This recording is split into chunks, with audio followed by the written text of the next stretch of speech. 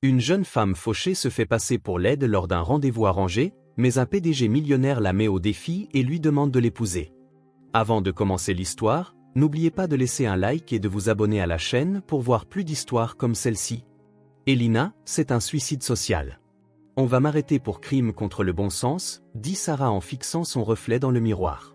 Ses lèvres étaient barbouillées d'un rouge à lèvres marron foncé, appliqué de manière désordonnée. Ses joues étaient bien trop roses.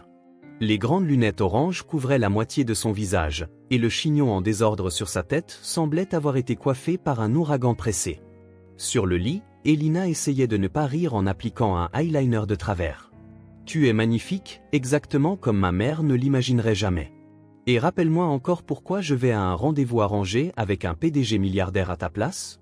Parce que j'aime mon petit ami et que je suis bien trop lâche pour le dire à mes parents. Alors tu y vas à ma place, tu fais fuir le type pour moi, et tu profites d'un dîner chic. C'est ce qu'on appelle une situation gagnant-gagnant. Tu m'as soudoyé avec 90 $, répondit Sarah en croisant les bras. C'est ce que j'appelle du chantage affectif. Oh, allez. Tu as dit toi-même que tu avais besoin d'argent. Tout ce que tu as à faire, c'est de te présenter, de dire quelques trucs bizarres, et c'est fini. Un type comme lui s'enfuira à la seconde où tu prononceras ton premier bonjour maladroit. Sarah soupira. Depuis des mois, elle jonglait entre son école de cuisine, un travail à temps partiel dans des boulangeries, des services de nuit dans un café et la vente de sucreries dans la rue. En plus de tout cela, elle s'occupait de sa mère malade et essayait de faire comme si sa vie était sous contrôle. Un peu d'argent supplémentaire et un dîner 5 étoiles gratuit ne semblaient pas si mal. Promets-moi que si ça tourne mal, tu me défendras quand ta mère le découvrira. Je te défendrai avec mes griffes, mes dents et mon fard à paupières bleues. Sarah prit une profonde inspiration. Ça va finir en désastre. Ou avec du vin gratuit dans un restaurant chic, répondit Elina avec un grand sourire.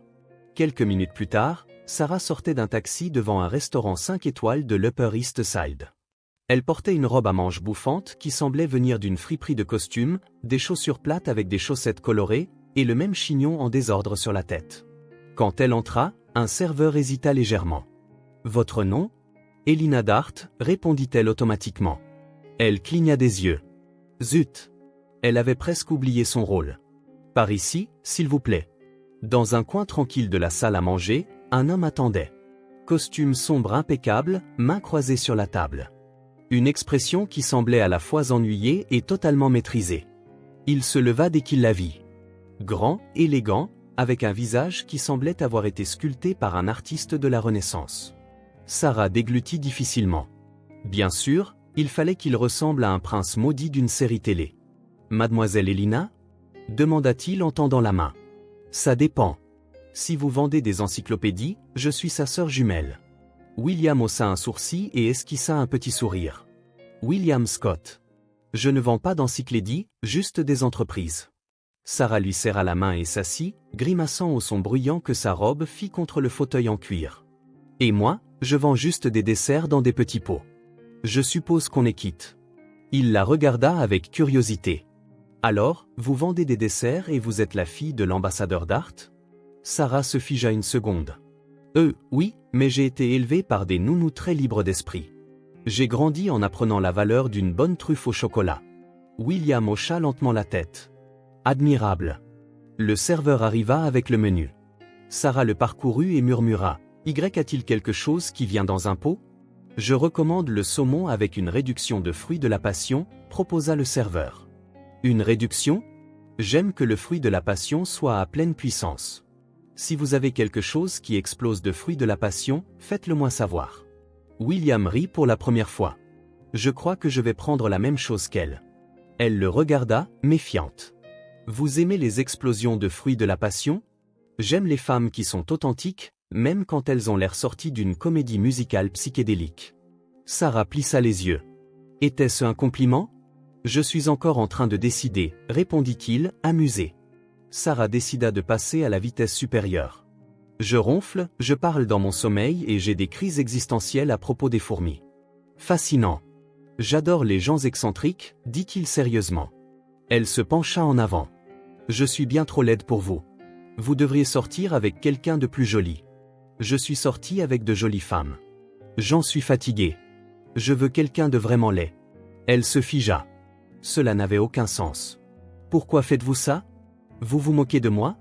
William posa le menu et la regarda droit dans les yeux. Au contraire. J'apprécie beaucoup ce moment. C'est rare de rencontrer quelqu'un qui me surprend vraiment. Sarah croisa les bras, suspicieuse. Soit vous êtes un psychopathe, soit vous avez un fétichisme très étrange. Ni l'un ni l'autre, répondit-il calmement. Mais peut-être que j'ai juste un faible pour les gens qui n'essaient pas de m'impressionner. Ses yeux s'écarquillèrent. Le dîner se déroula à un rythme inhabituel. Sarah inventait des histoires sur son enfance rebelle dans le désert de Patagonie. Elle disait qu'elle était experte pour reconnaître les pigeons à leur accent et que son plus grand talent était de siffler des chansons des années 1930.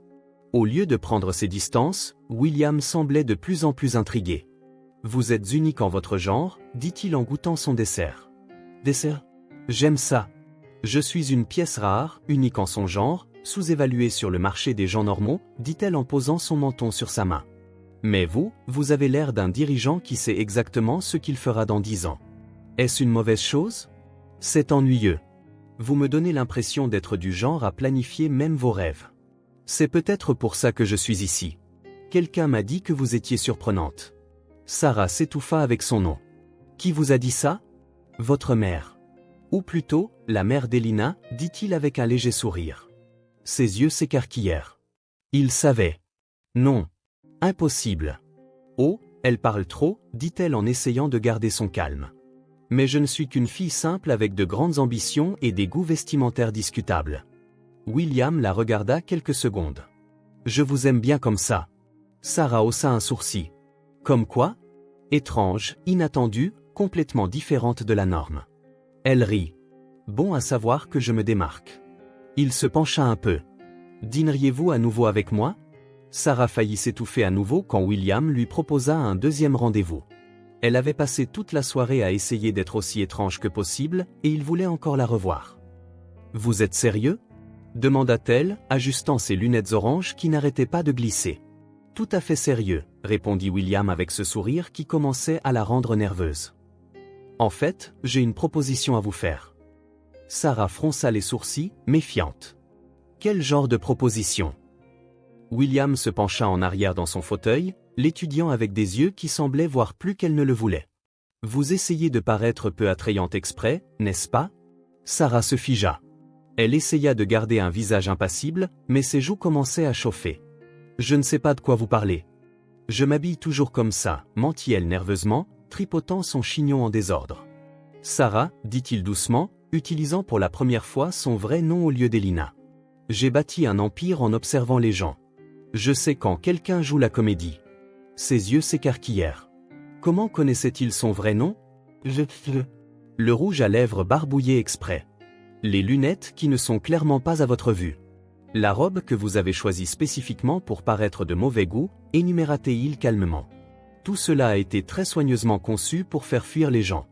Sarah se sentit prise la main dans le sac. Son premier instinct fut de s'enfuir, mais quelque chose dans sa voix la fit rester. Et si c'est vrai? Demanda-t-elle avec défi. Vous allez me dénoncer à la police de la mode? William rit. Un vrai rire qui provoqua quelque chose dans son estomac. Au contraire. J'ai trouvé ça brillant et amusant. Amusant? Sarah n'en croyait pas ses oreilles. Très. Ça faisait longtemps que quelqu'un ne m'avait pas surpris comme ça. Il se pencha en avant. C'est pourquoi je veux vous faire un pari. Quel genre de pari? 3 rendez-vous. Tu peux venir habillé comme tu veux. Faire tout ce que tu veux pour me faire fuir.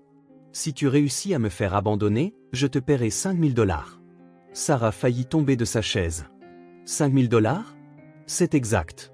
Mais si je n'abandonne pas à la fin du 3e rendez-vous, tu me dis la vérité sur qui tu es vraiment. Sarah resta silencieuse quelques secondes, digérant l'offre. 5000 $ résoudrait beaucoup de problèmes. Cela pourrait couvrir les visites chez le médecin de sa mère, les factures en retard, peut-être même lui permettre de réduire son travail pour se concentrer sur ses études.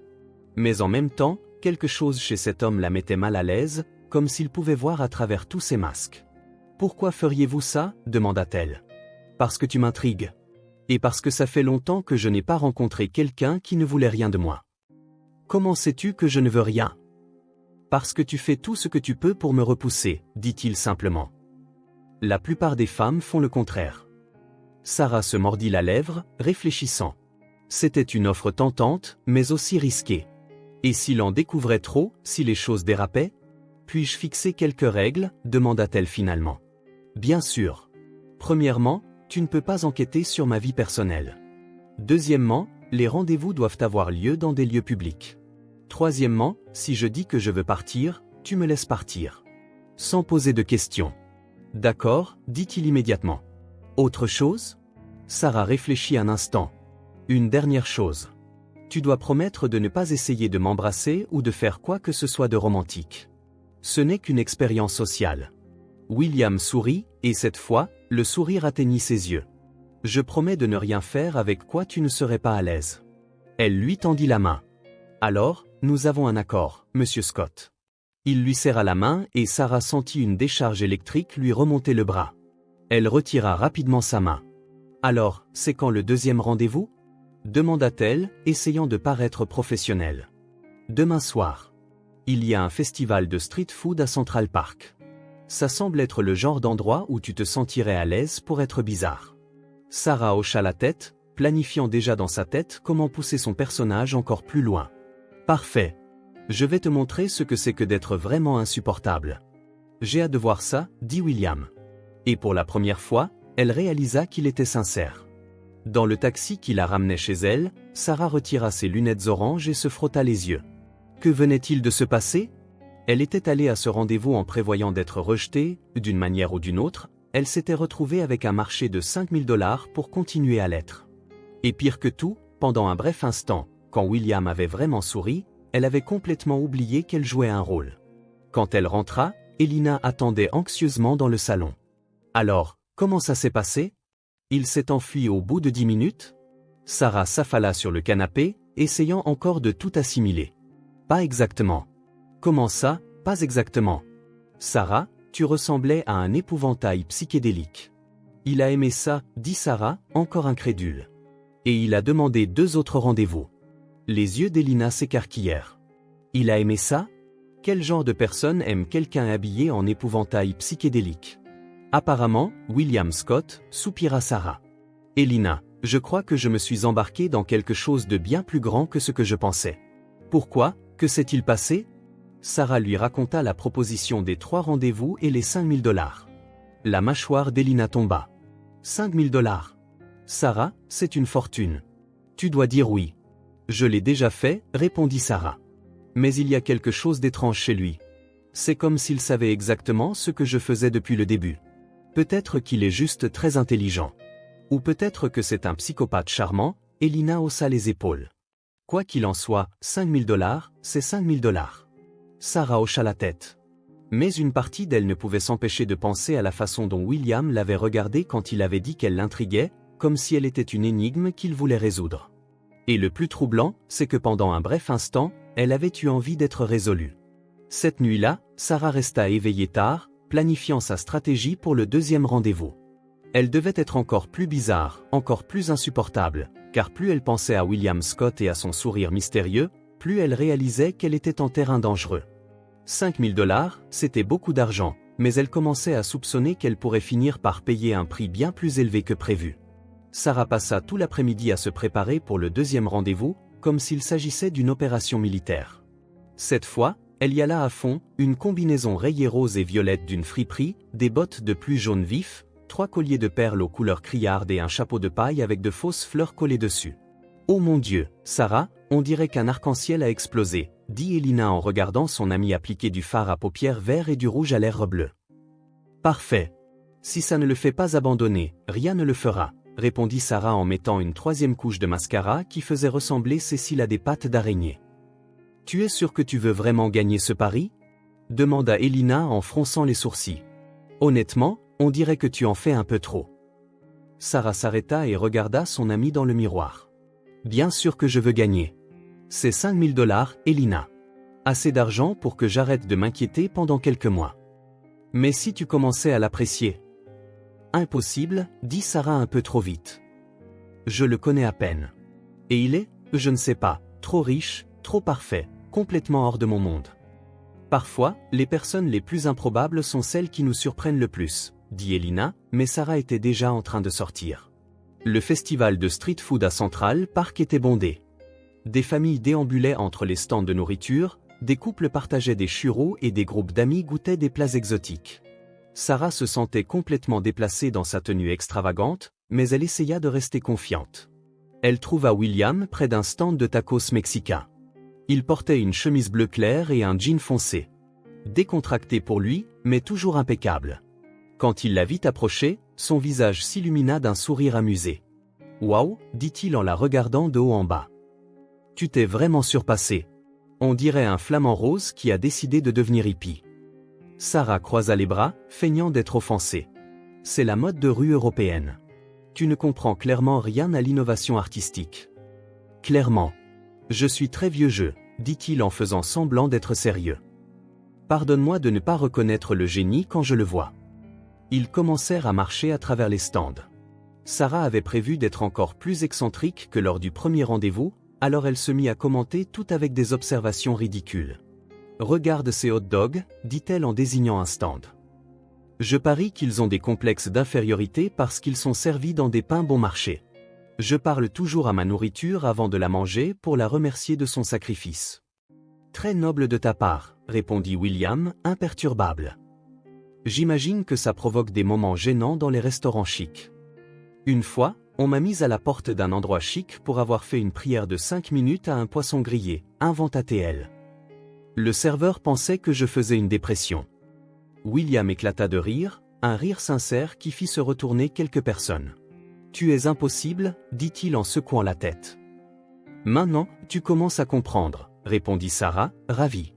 Ils s'arrêtèrent à un stand de crêpes.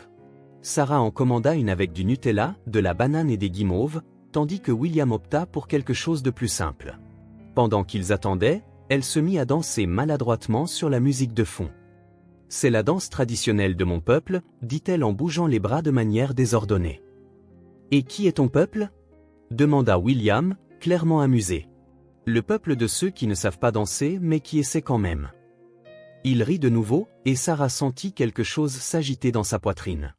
Faire rire quelqu'un comme ça, c'était agréable. Vraiment agréable. Quand leurs crêpes furent prêtes, ils trouvèrent un banc près du lac pour s'asseoir et manger. Sarah continua ses commentaires excentriques, mais commença à remarquer que William ne se contentait pas de rire. Il sortait aussi des remarques intelligentes et drôles. « Regarde ces canards » dit-il en désignant le lac. On dirait des cadres stressés qui se précipitent à des réunions importantes. Sarah rit et regarda les canards nager rapidement. Tu as raison. Celui-là est définitivement en retard pour une grosse présentation sur les miettes de pain. Et cet autre est en pleine crise existentielle à force de nager en rond toute la journée, ajouta William. Pendant un instant, Sarah oublia qu'elle jouait un rôle. Parler avec lui était facile, même naturel. Il avait un humour pince sans rire qui correspondait parfaitement au sien, même quand elle n'essayait pas d'être drôle exprès. « Je peux te demander quelque chose » dit William soudainement. Sarah se mit sur ses gardes. « Ça dépend de la question. Pourquoi as-tu vraiment accepté de faire ça ? Ne me sors pas l'excuse de l'argent. Il y a des moyens plus faciles de gagner 5000 $. Sarah mâcha sa crêpe lentement, réfléchissant. Une partie d'elle voulait dire la vérité, qu'elle avait besoin de l'argent pour aider sa mère. Qu'elle jonglait avec 3 emplois. Qu'elle se réveillait parfois la nuit en s'inquiétant des factures. Mais cela briserait son personnage. Peut-être que j'aime les défis, dit-elle finalement. Et peut-être que je suis curieuse de voir jusqu'où tu peux supporter. Et si je te disais que j'apprécie ça de plus en plus à chaque minute ? Elle faillit s'étouffer avec sa crêpe. Alors je dirais que tu as des goûts très étranges. C'est vrai, acquiesça-t-il en la regardant droit dans les yeux. J'ai toujours aimé les choses uniques, inattendues, qui me font remettre en question ce que je pensais savoir. Sarah sentit son visage chauffer. Il y avait quelque chose dans sa façon de parler qui lui donnait des papillons dans le ventre. « Tu essaies de me déstabiliser » dit-elle en tentant de garder le contrôle.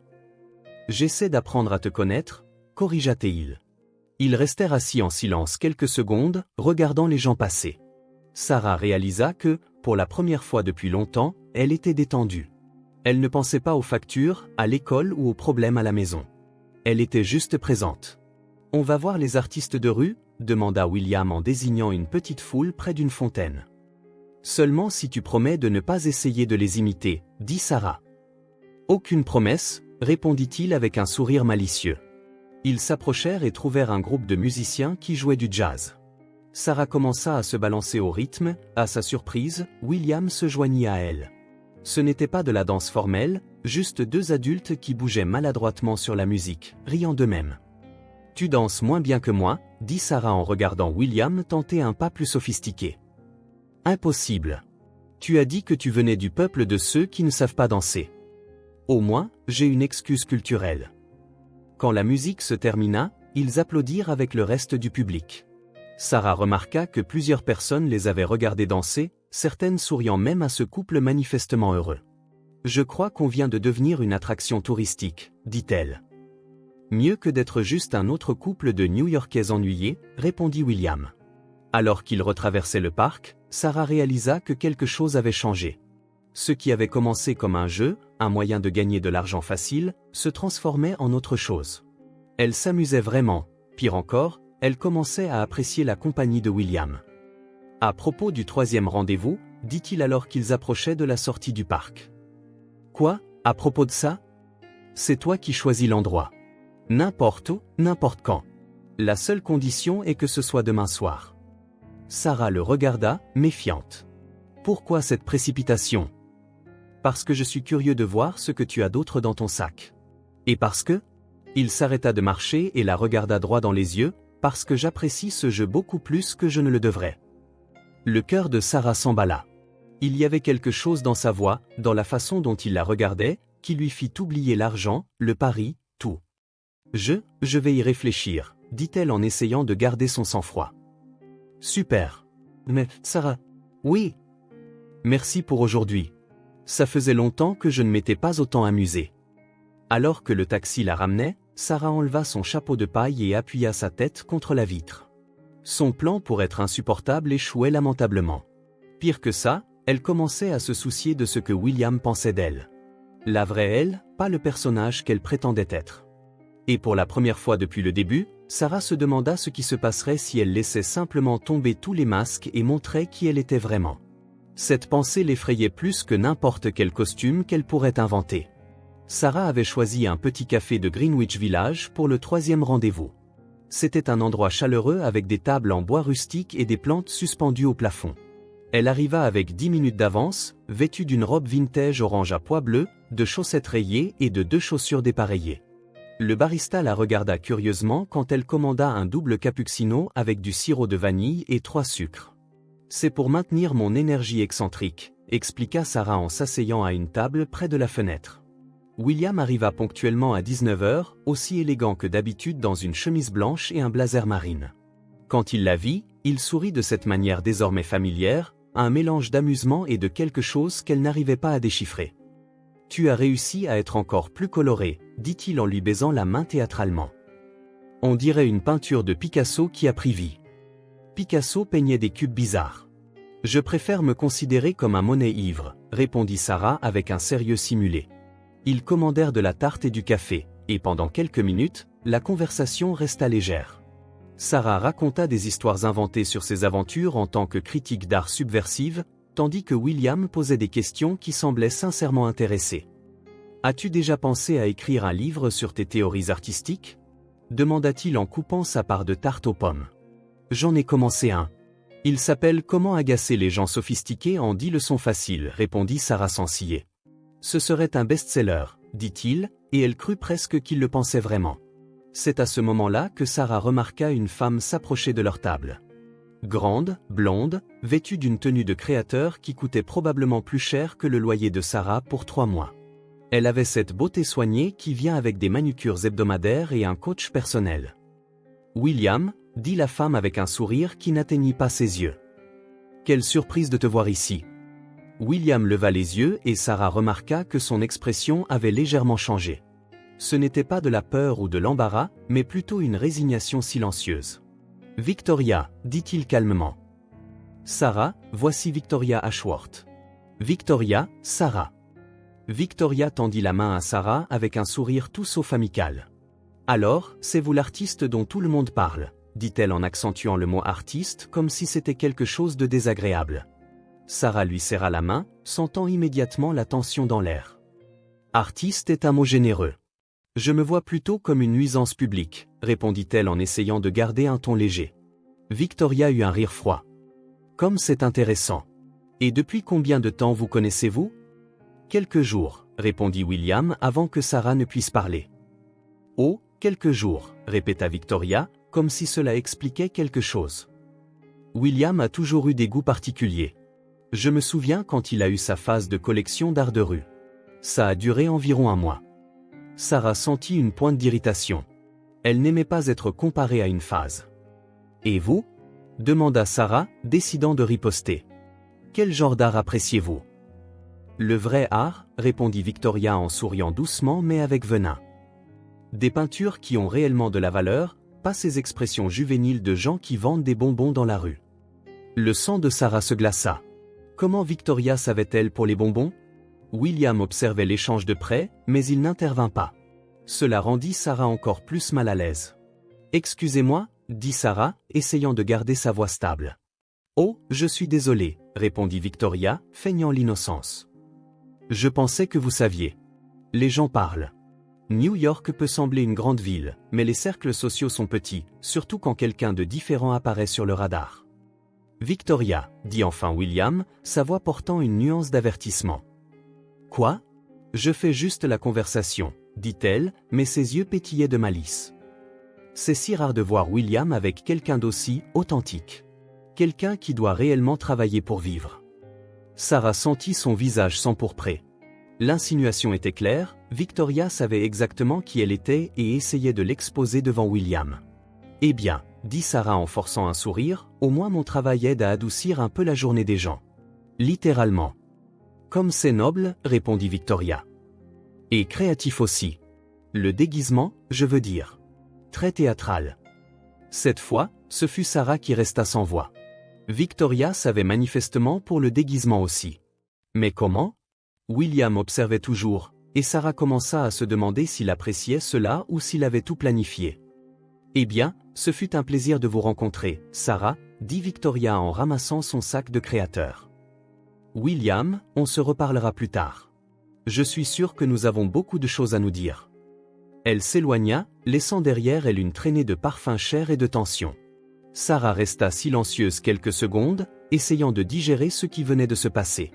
Puis elle se tourna vers William. « Savais-tu qu'elle serait là ?»« Non, répondit-il calmement. Mais je ne suis pas surpris.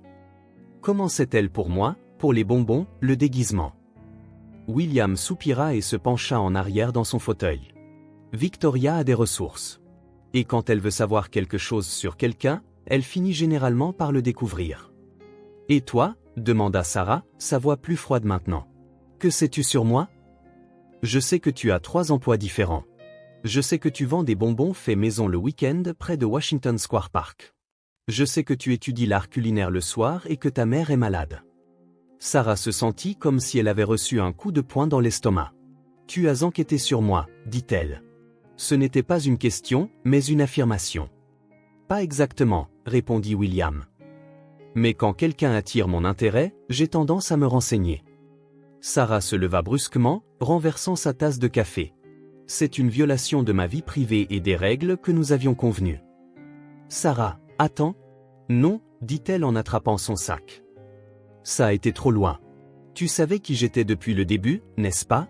Tu t'es joué de moi pendant tout ce temps. Ce n'est pas comme ça. Alors, comment est-ce? Exigea-t-elle en croisant les bras. Ça t'amuse de te moquer des pauvres? C'est ce que font les riches quand ils s'ennuient? Pour la première fois depuis leur rencontre, William parut sincèrement secoué. Non, ça, tu ne comprends pas. Oh, je comprends parfaitement, dit-elle, les yeux brûlants de larmes de colère. Toi et ta riche ex-petite amie snob avez décidé de vous amuser avec la pauvre fille qui vend des bonbons.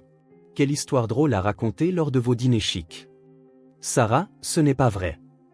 Mais elle sortait déjà du café, l'entendant l'appeler par son nom mais sans jamais se retourner. Dehors, sur le trottoir, Sarah s'arrêta un instant, essayant de reprendre son souffle. Son cœur battait la chamade et elle se sentait exposée, comme si tous ses masques avaient été arrachés d'un coup. Le pire, c'est que pendant quelques instants, au cours des derniers jours, elle avait commencé à croire que William pourrait réellement s'intéresser à elle, qu'il voyait quelque chose de spécial en elle malgré tous les déguisements ridicules. Mais maintenant, elle voyait les choses pour ce qu'elles étaient vraiment, juste un jeu cruel joué par des gens riches et ennuyés. Alors qu'elle se dirigeait vers le métro, Sarah enleva ses chaussures dépareillées et les jeta dans une poubelle. Elle était fatiguée de prétendre être quelqu'un qu'elle n'était pas, et elle était fatiguée de croire aux contes de fées. Ce qu'elle ne vit pas, c'est William sortant du café juste derrière elle, s'arrêtant sur le trottoir et la regardant s'éloigner avec une expression qui mêlait frustration, regret et quelque chose qui ressemblait beaucoup à de la douleur. Sarah passa les 3 jours suivants à éviter tout endroit où elle pourrait croiser William. Elle annula son stand de bonbons à Washington Square Park, changea son itinéraire pour se rendre à l'école et évita même certains de ses lieux de travail préférés. Mais le jeudi matin, elle trouva une enveloppe sous la porte de son appartement.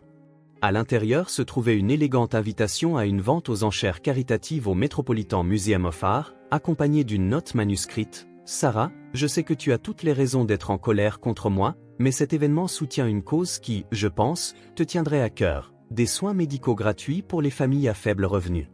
Si tu veux venir, j'y serai. Si tu ne veux pas me voir, envisage au moins de venir pour la cause. » Au dos, il avait ajouté « PS, pas besoin de t'habiller bizarrement, sauf si tu le veux. » Sarah lut la note plusieurs fois, assise dans la petite cuisine de l'appartement qu'elle partageait avec 2 autres filles. Son premier instinct fut de déchirer l'invitation et de la jeter, mais les mots soins médicaux gratuits la firent s'arrêter. Sa mère avait annulé 3 rendez-vous chez le médecin le mois dernier à cause de l'argent. S'il y avait ne serait-ce qu'une petite chance que cet événement puisse aider des gens dans la même situation, peut-être que cela valait la peine d'y aller. Mais que porterait-elle à une vente aux enchères caritatives? Elle appela Elina, qui arriva 1 heure plus tard avec 3 robes empruntées et un air déterminé. « Tu vas enfin t'habiller comme une personne normale », dit Elina en brandissant une robe bleu marine simple mais élégante.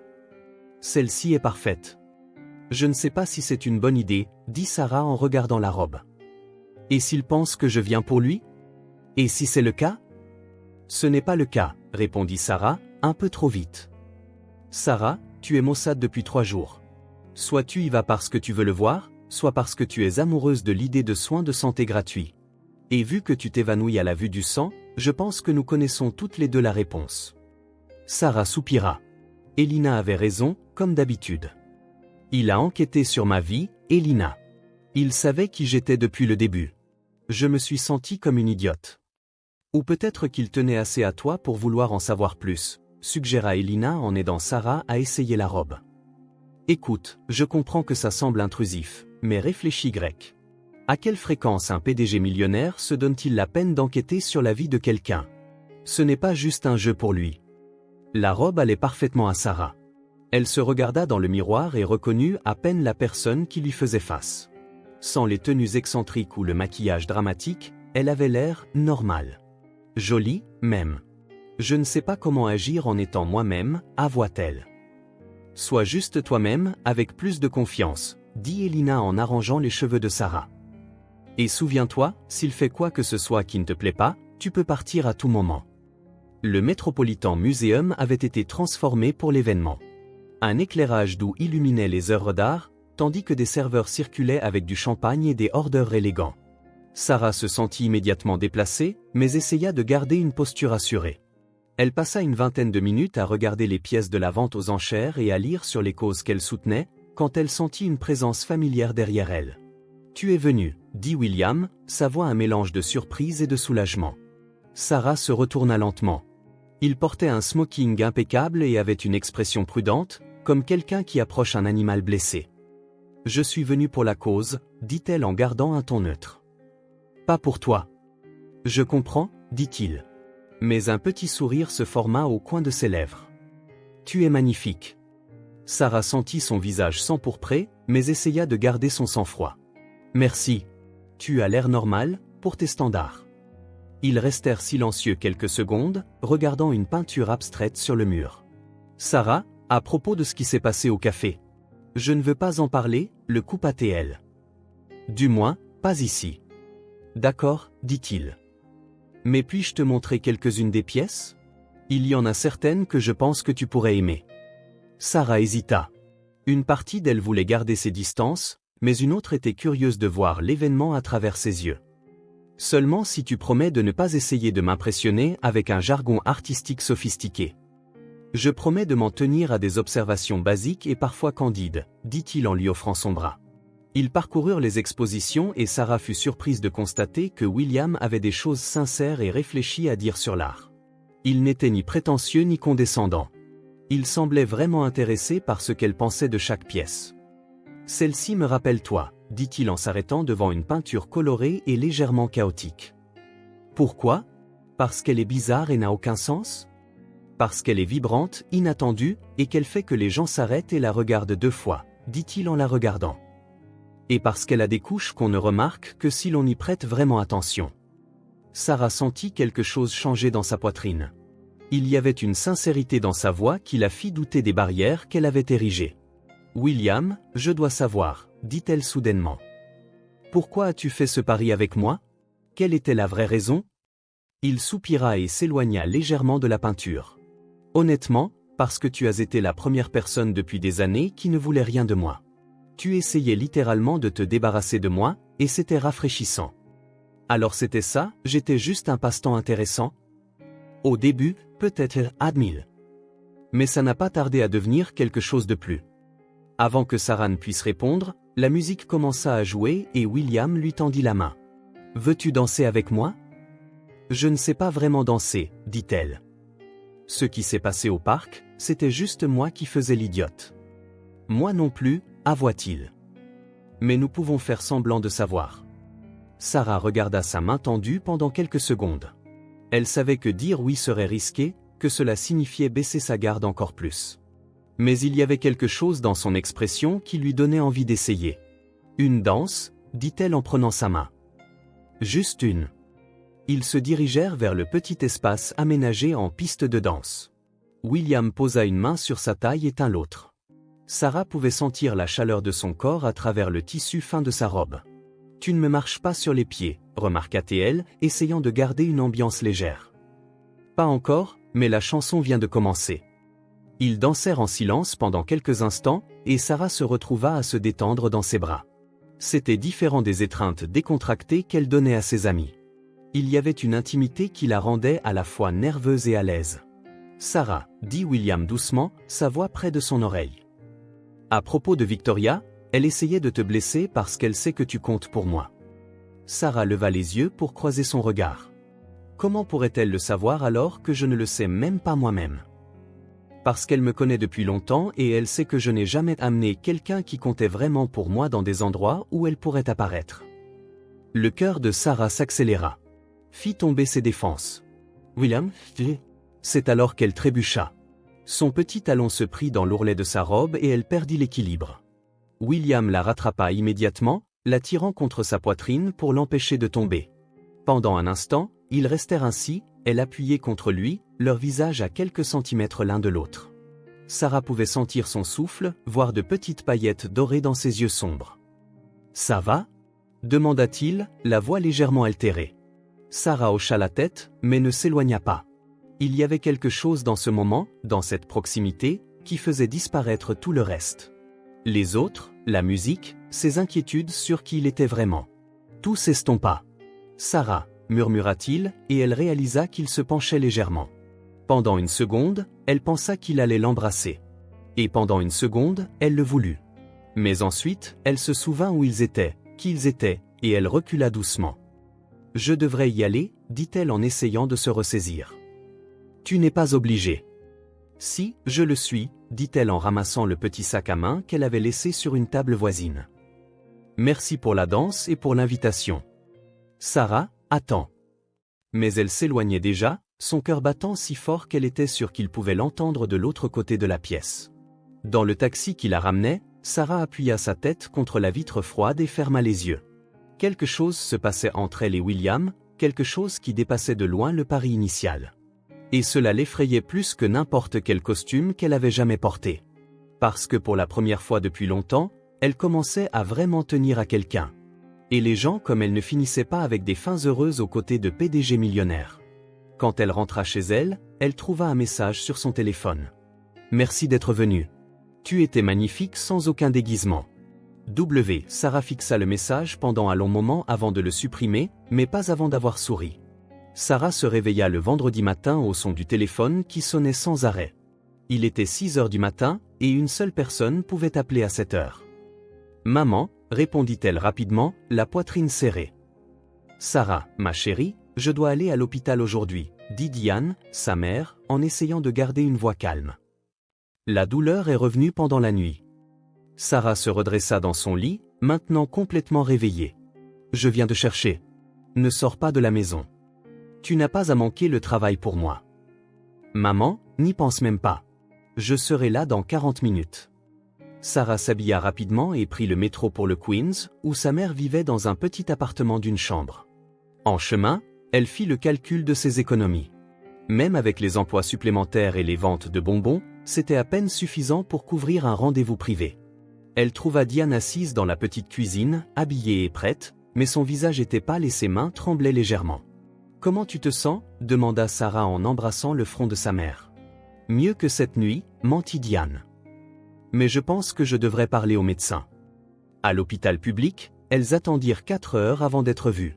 Sarah regarda les autres familles dans la même situation, des gens visiblement inquiets essayant de savoir s'ils pouvaient se permettre les examens, choisissant entre les soins de santé et les factures de base. Quand elles furent enfin appelées, le médecin alla droit au but. « Nous devons faire des examens supplémentaires. Le régime de base ne couvre pas tout, donc ce serait environ 800 $ de votre poche. » Sarah sentit son estomac se nouer. 800 $, c'était près de 2 mois d'économie.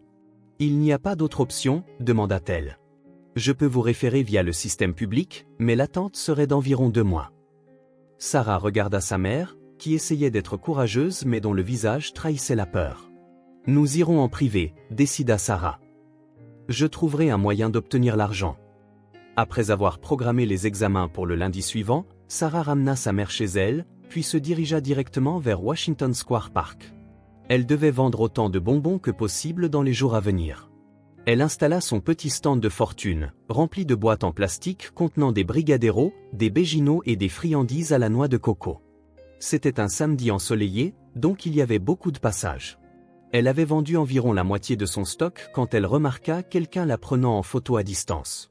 Une femme bien habillée avec un appareil photo professionnel photographiait clairement Sarah et son stand. Quand elle réalisa qu'elle avait été repérée, la femme s'éloigna rapidement. Sarah sentit un frisson la parcourir. Quelque chose n'allait pas. Elle continua à vendre, essayant d'ignorer le sentiment d'être observée. Vers 16 heures, elle avait gagné près de 200 $. Une bonne journée, mais encore loin de ce dont elle avait besoin. C'est alors qu'elle vit William marcher vers elle. Il portait un jean et un simple t-shirt, mais même habillé de façon décontractée, il était difficile de ne pas le remarquer. Sarah sentit un mélange de joie et de panique en le voyant. « Salut », dit-il en s'arrêtant devant son stand. « Je peux acheter des bonbons ?» « Bien sûr », répondit Sarah, en essayant de garder une voix professionnelle. « Qu'est-ce que tu aimerais ?»« Un peu de tout », dit-il en lui tendant un billet de 50 $. « Et garde la monnaie. »« William, non ? Sarah, s'il te plaît, laisse-moi t'aider. » Elle le regarda quelques secondes. Il y avait de l'honnêteté dans ses yeux, mais aussi autre chose, un sentiment d'urgence. « Pourquoi es-tu ici ?» demanda-t-elle en mettant les bonbons dans un petit sac. « Parce que j'ai reçu quelque chose que je pense que tu devrais voir. » Il lui montra son téléphone. À l'écran, une photo d'elle vendant des bonbons avec une légende méchante, la dernière conquête du PDG William Scott. Sait-il que sa petite amie vend des bonbons dans la rue? Sarah sentit son visage rougir de colère et de honte. « Victoria, murmura-t-elle. Elle a envoyé ça à la moitié de la haute société de New York, dit William en rangeant son téléphone. « Sarah, je suis désolée. »« Pourquoi ?» demanda-t-elle en croisant les bras. « Tu n'as rien fait. Et d'ailleurs, c'est vrai, je vends des bonbons dans la rue. »« Mais ce n'est pas de ça qu'il s'agit, n'est-ce pas ?» l'interrompit Sarah. « Alors, de quoi s'agit-il, William? Du fait que tu es vu avec quelqu'un de la mauvaise classe sociale? Tu sais que ce n'est pas ça. » Sarah eut un rire amer. « Vraiment? Parce qu'à chaque fois que nous sommes ensemble, j'ai l'impression d'être testé. D'abord, tu fais un pari avec moi comme si j'étais une sorte de projet. Ensuite, je découvre que tu as enquêté sur ma vie, et maintenant ton ex fait circuler des photos de moi comme si j'étais une sorte de scandale. Sarah, tu ne comprends pas. Je comprends parfaitement, dit-elle en commençant à remballer ses affaires. Je comprends que les gens comme toi et Victoria voient les gens comme moi comme un divertissement. Une petite histoire à raconter lors de vos dîners chics. William resta silencieux quelques instants, la regardant remballer. « Ta mère va bien ?» demanda-t-il soudainement. Sarah arrêta ce qu'elle faisait et le regarda. « Comment le savais-tu » ? « Parce que je reconnais ce regard. C'est le même que j'avais quand ma grand-mère était malade et que je ne savais pas comment j'allais payer ses traitements. » Quelque chose dans sa voix fit une pause à Sarah. « Tu as vécu ça ?» « Ma famille n'a pas toujours eu d'argent, Sarah. J'ai bâti cette entreprise à partir de rien parce que je savais ce que c'était que de ne pas avoir le choix. » Sarah l'étudia quelques secondes. Il y avait quelque chose de différent dans son ton, une vulnérabilité qu'elle n'avait pas encore vue. « Elle a besoin de quelques examens, dit-elle enfin. 800 $ que je n'ai pas. » William sortit son portefeuille, mais Sarah secoua la tête. « Non, je n'accepterai pas la charité. » « Ce n'est pas de la charité. C'est un prêt. Ou nous pourrions appeler ça un paiement anticipé pour les 6 prochains mois de bonbons. » William. « Sarah, s'il te plaît, laisse-moi t'aider. Pas par pitié, pas par culpabilité, mais parce que je tiens à toi. » Elle le regarda, essayant de déchiffrer ses intentions. Il y avait de la sincérité dans ses yeux, mais l'image sur son téléphone lui rappelait à quel point leur monde était différent. « Je dois réfléchir, » dit-elle en finissant de remballer ses produits. « Bien sûr. Mais, Sarah... » « Oui. Ne t'inquiète pas de ce que Victoria ou qui que ce soit d'autre pense. Tu n'as rien à te reprocher. Facile à dire quand on a un compte en banque avec une ribambelle de zéro. Ça n'a pas toujours été le cas, dit-il doucement. Et je n'ai jamais oublié ce que ça fait d'être de l'autre côté. » Sarah finit de remballer ses affaires en silence. Alors qu'elle se tournait pour partir, William lui tint doucement le bras. « Sarah, il y a quelque chose que je dois te dire. » « Qu'est-ce que c'est ? » « Je savais qui tu étais dès notre première rencontre. Pas parce que j'ai enquêté sur toi, mais parce que... » Il hésita, parce que je t'avais déjà vu. Le cœur de Sarah manqua un battement. « Que veux-tu dire ? » Il y a environ 2 mois, je me promenais dans le parc après une réunion frustrante. Je t'ai vu vendre des bonbons et rire avec une petite fille qui n'avait pas d'argent pour en acheter. Tu lui as donné une friandise au chocolat gratuitement et tu as inventé une histoire sur ses pouvoirs magiques. Sarah se souvint de ce jour. Une petite fille s'était arrêtée à son stand avec seulement un demi-dollar. J'ai observé pendant une dizaine de minutes, continua William. Tu faisais sourire chaque client. Il y avait quelque chose en toi. Une énergie, une lumière. Je n'avais jamais rien vu de tel, pourquoi n'as-tu rien dit ? Parce que j'étais juste un type en costume dans le parc. Et tu avais l'air libre, heureuse. Je ne voulais pas interrompre ça. Sarah sentit des larmes lui piquer les yeux. Alors, quand Elina m'a envoyé à sa place, je t'ai reconnu tout de suite. Mais tu te cachais derrière ce déguisement. Alors j'ai pensé que tu avais peut-être tes raisons. William, murmura-t-elle, ne sachant que dire. Je suis tombé amoureux de toi ce jour-là dans le parc, Sarah. De la vraie toi. Tout le reste n'était qu'un moyen d'apprendre à mieux te connaître. Les larmes coulèrent enfin sur le visage de Sarah. Elle se sentit exposée, vulnérable, mais aussi soulagée d'entendre enfin la vérité. « Je ne sais pas quoi dire, Admiel. »« Tu n'as rien à dire pour l'instant, » dit-il doucement, essuyant une larme de sa joue. « Mais pense à ce que j'ai dit concernant le prêt. Ta mère est plus importante que notre fierté. » Sarah hocha la tête, essayant encore de digérer tout ce qu'il lui avait dit. « Je t'appellerai, » dit-elle finalement. « J'attendrai. » Alors qu'elle se dirigeait vers le métro, Sarah sentit que son monde avait été bouleversé. L'homme qu'elle pensait s'être joué d'elle était en fait tombé amoureux d'elle avant même qu'ils ne se soient vraiment rencontrés. Et maintenant, elle ne savait plus qui portait un masque, lui ou elle. Sarah passa tout le week-end à penser à sa conversation avec William. Ces mots résonnaient dans son esprit, parc. Elle essayait de décider si elle devait le croire ou si ce n'était qu'une autre manœuvre soigneusement planifiée. Le lundi matin, elle décida d'accepter le prêt pour les examens médicaux de sa mère. Elle appela William, et il répondit dès la première sonnerie. « Sarah, comment vas-tu ? » « J'accepte ton aide, » dit-elle en ravalant sa fierté. « Mais c'est un prêt. Je le rembourserai, avec intérêt si nécessaire. » « Pas besoin d'intérêt. »« Si, il en faut. Je veux que ce soit une vraie transaction. » Il y eut une pause à l'autre bout du fil. « D'accord, comme tu préfères. Je peux te transférer l'argent tout de suite. »« Merci, » dit-elle doucement. « Ça compte beaucoup pour moi. »« Ça compte beaucoup pour moi aussi. » Ça veut dire que tu me fais confiance, au moins un peu. Après avoir raccroché, Sarah s'assit sur son lit et se laissa enfin pleurer, non pas de tristesse, mais de soulagement. Sa mère allait bien. C'était tout ce qui comptait. Les examens se passèrent bien, et le médecin dit que ce n'était qu'une inflammation qui pouvait être traitée avec des médicaments.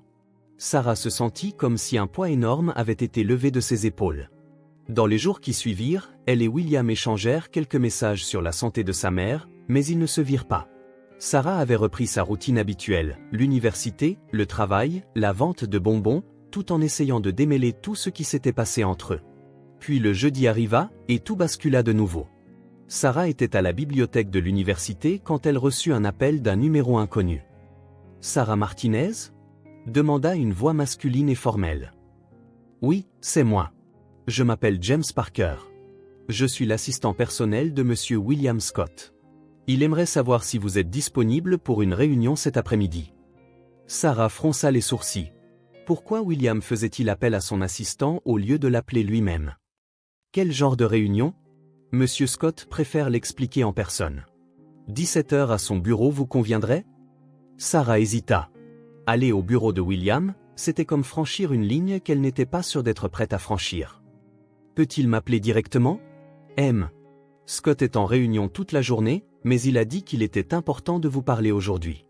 La curiosité l'emporta sur la prudence. D'accord, 17 heures. Le bâtiment de l'entreprise de William était impressionnant. Tout en verre et en acier, avec un hall qui semblait tout droit sorti d'un magazine d'architecture. Sarah se sentit petite et déplacée alors que l'ascenseur la montait au 30e étage. L'assistante de William l'accueillit avec un sourire professionnel et la conduisit dans une salle de réunion avec une vue panoramique sur Manhattan. « Monsieur Scott sera avec vous dans quelques minutes, » dit-elle, lui offrant de l'eau ou du café. Sarah choisit de l'eau et regarda par la fenêtre, essayant de calmer ses nerfs. De quoi William pouvait-il bien vouloir parler de si important? Quand il entra dans la pièce, il était redevenu formel. Costume sombre, posture d'homme d'affaires.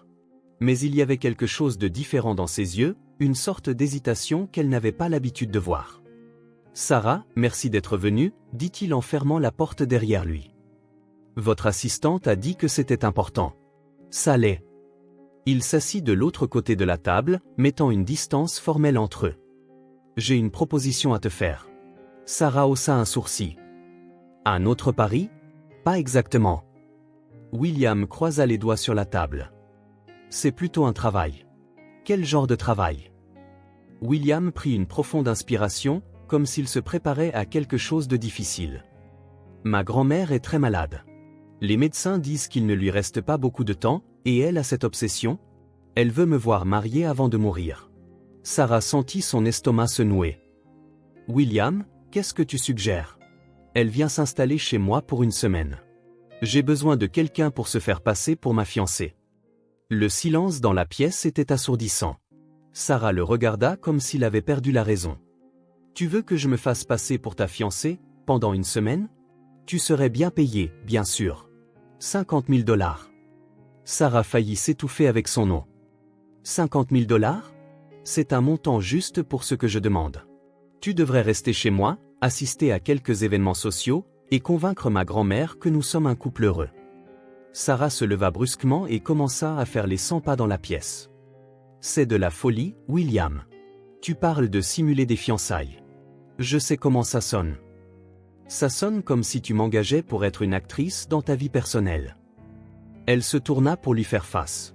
« C'est exactement ce que tu fais, n'est-ce pas? » William se leva aussi, l'air frustré. « Sarah, ma grand-mère est mourante. Elle m'a élevé après la mort de mes parents dans un accident. C'est la seule famille qu'il me reste. Si faire semblant d'être fiancé pendant une semaine peut lui apporter la paix, je ferai n'importe quoi. » La colère de Sarah s'adoucit un peu en entendant la douleur dans sa voix. « Pourquoi moi? Pourquoi ne pas demander à Victoria ou à quelqu'un d'autre de ton cercle social? » « Parce qu'elle ne les approuverait pas, » dit William simplement. « Ma grand-mère a un 6e sens incroyable pour savoir quand les gens sont faux. Elle verrait clair dans le jeu de n'importe qui que j'amènerais par simple commodité. Et avec moi, ce serait différent? » William la regarda attentivement. « Oui, ce serait différent. Pourquoi? » « Parce qu'avec toi, je n'ai pas à faire semblant. J'apprécie ta compagnie. » Sarah sentit son visage s'empourprer. Il y avait une sincérité dans sa voix qui la laissa incertaine de quoi dire. William, tout ça est bien trop compliqué. On se connaît à peine. Je sais. Mais tu es la seule personne qui puisse m'aider. Sarah se rassit, essayant de digérer la proposition. 50 000 $ résoudraient tous ses problèmes financiers. Elle pourrait arrêter de travailler autant, se concentrer sur ses études, mieux s'occuper de sa mère. Quel genre d'événements sociaux? Quelques dîners, peut-être un événement caritatif. Rien de trop compliqué. Et où est-ce que je logerais? J'ai une maison dans l'Upper East Side avec des chambres séparées. Tu aurais une totale intimité. Sarah se mordit la lèvre, réfléchissant. Je peux poser quelques questions? Bien sûr. Premièrement, ta grand-mère est-elle au courant de notre situation inhabituelle? Elle ne sait rien des paris ou des rendez-vous étranges. Pour elle, nous nous sommes rencontrés et sommes tombés amoureux. Deuxièmement, et si elle ne nous croit pas? Alors nous ferons de notre mieux, et au moins elle saura que j'ai essayé. Troisièmement, que se passe-t-il après la semaine? William hésita pour la première fois. Après la semaine, nous retournons à nos vies normales.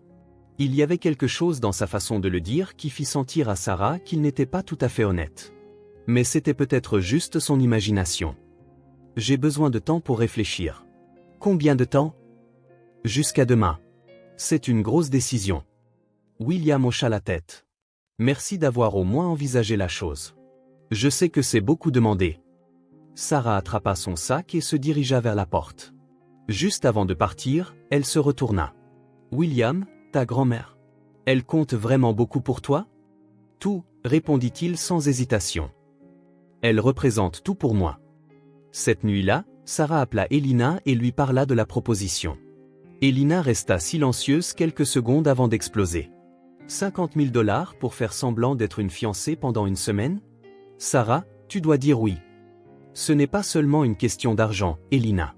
C'est compliqué. Comment ça, compliqué? Et si je commence à croire que c'est réel? Et si je tombe vraiment amoureuse? Elina se tut un instant. Oh, dit-elle finalement. Tu es déjà en train de tomber amoureuse de lui? Non. Je ne le suis pas? Sarah, tu as peur de faire semblant d'être sa fiancée parce qu'au fond, tu as peur de ne plus vouloir faire semblant. Sarah ne répondit pas. Elina avait visé juste. Que dois-je faire? Dis oui à la proposition. Mais cette fois, vas-y les yeux ouverts. Pas de masque, pas de jeu. Sois juste toi-même. Et si tout tourne mal? Et si tout se passe bien? Cette nuit-là, Sarah resta éveillée tard, fixant le plafond. Le matin, elle appela William. Je le ferai, dit-elle. Mais à une condition. Laquelle? Pas de faux semblants entre nous. Si nous voulons convaincre ta grand-mère que nous sommes un vrai couple, nous devons apprendre à nous connaître vraiment. Marché conclu, dit-il immédiatement. Quand peux-tu commencer? Cet après-midi. Mais, William? Oui. Si tu mens sur ta grand-mère ou sur quoi que ce soit d'autre, je m'en vais sur le champ. Compris. Et, Sarah? Oui. Merci. Tu n'as pas idée à quel point cela compte pour moi. Après avoir raccroché, Sarah regarda son reflet dans le miroir. Dans quelques jours, elle vivrait dans la maison de William Scott en prétendant être sa fiancée.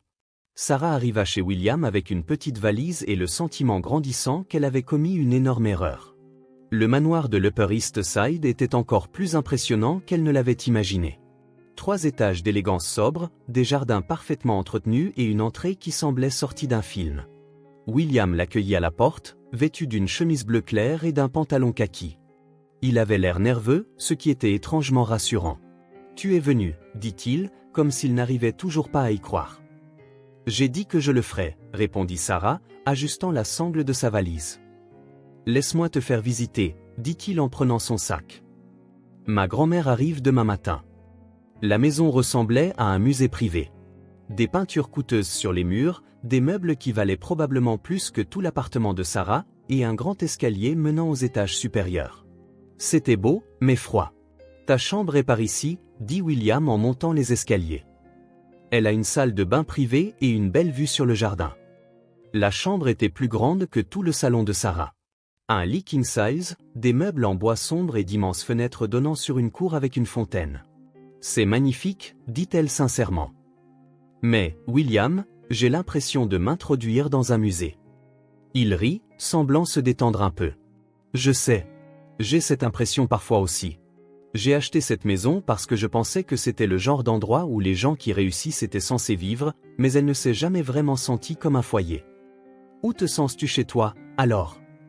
William marqua une pause, comme si personne ne lui avait jamais posé cette question. Honnêtement, mon bureau. Ou ce café où nous nous sommes rencontrés. Des endroits où je peux juste être moi-même, au lieu de ce que les gens attendent de moi. Sarah l'étudia. Il y avait une vulnérabilité dans sa réponse qui la surprit. Eh bien, alors, faisons comme si cette maison était un café chic, dit-elle en s'asseyant sur le lit. Maintenant, parle-moi de ta grand-mère. Que doit-elle savoir de notre histoire d'amour? Elle s'appelle Eleanor Scott.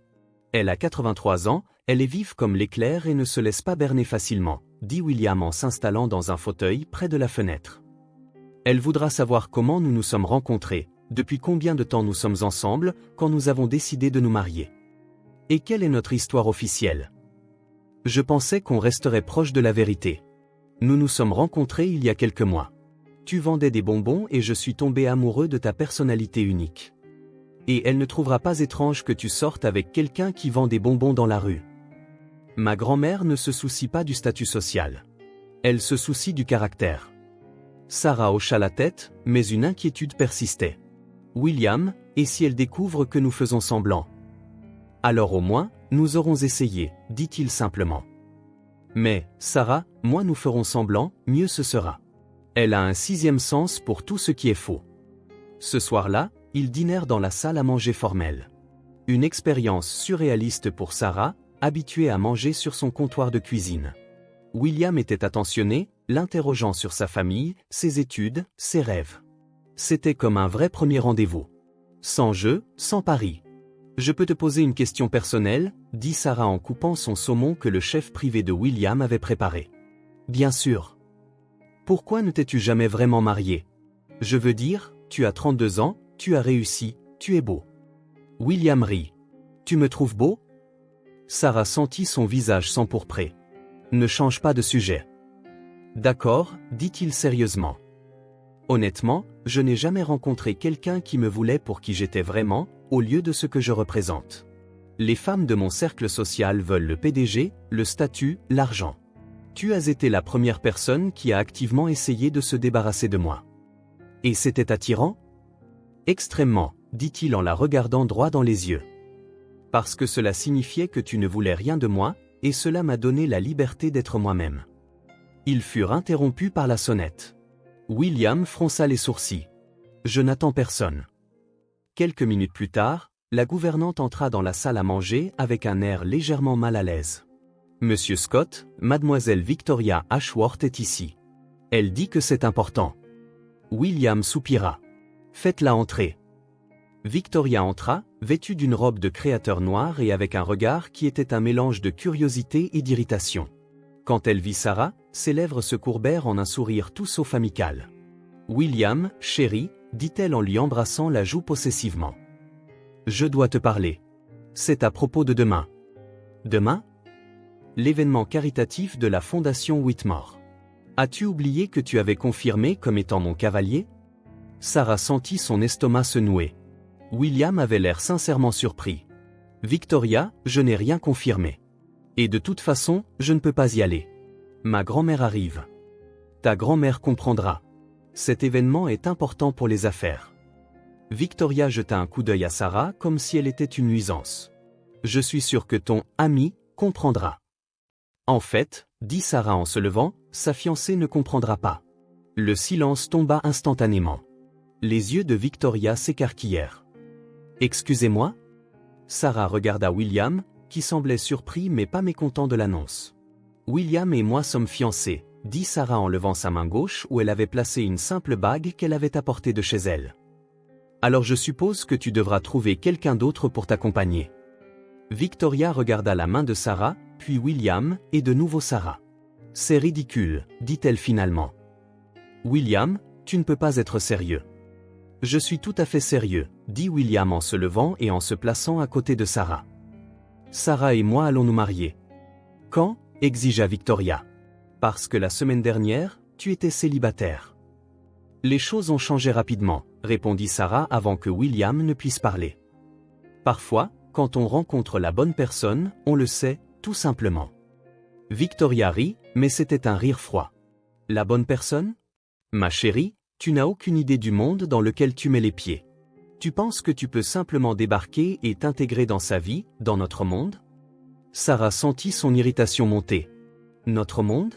Je ne savais pas qu'il y avait des conditions pour tomber amoureux de quelqu'un.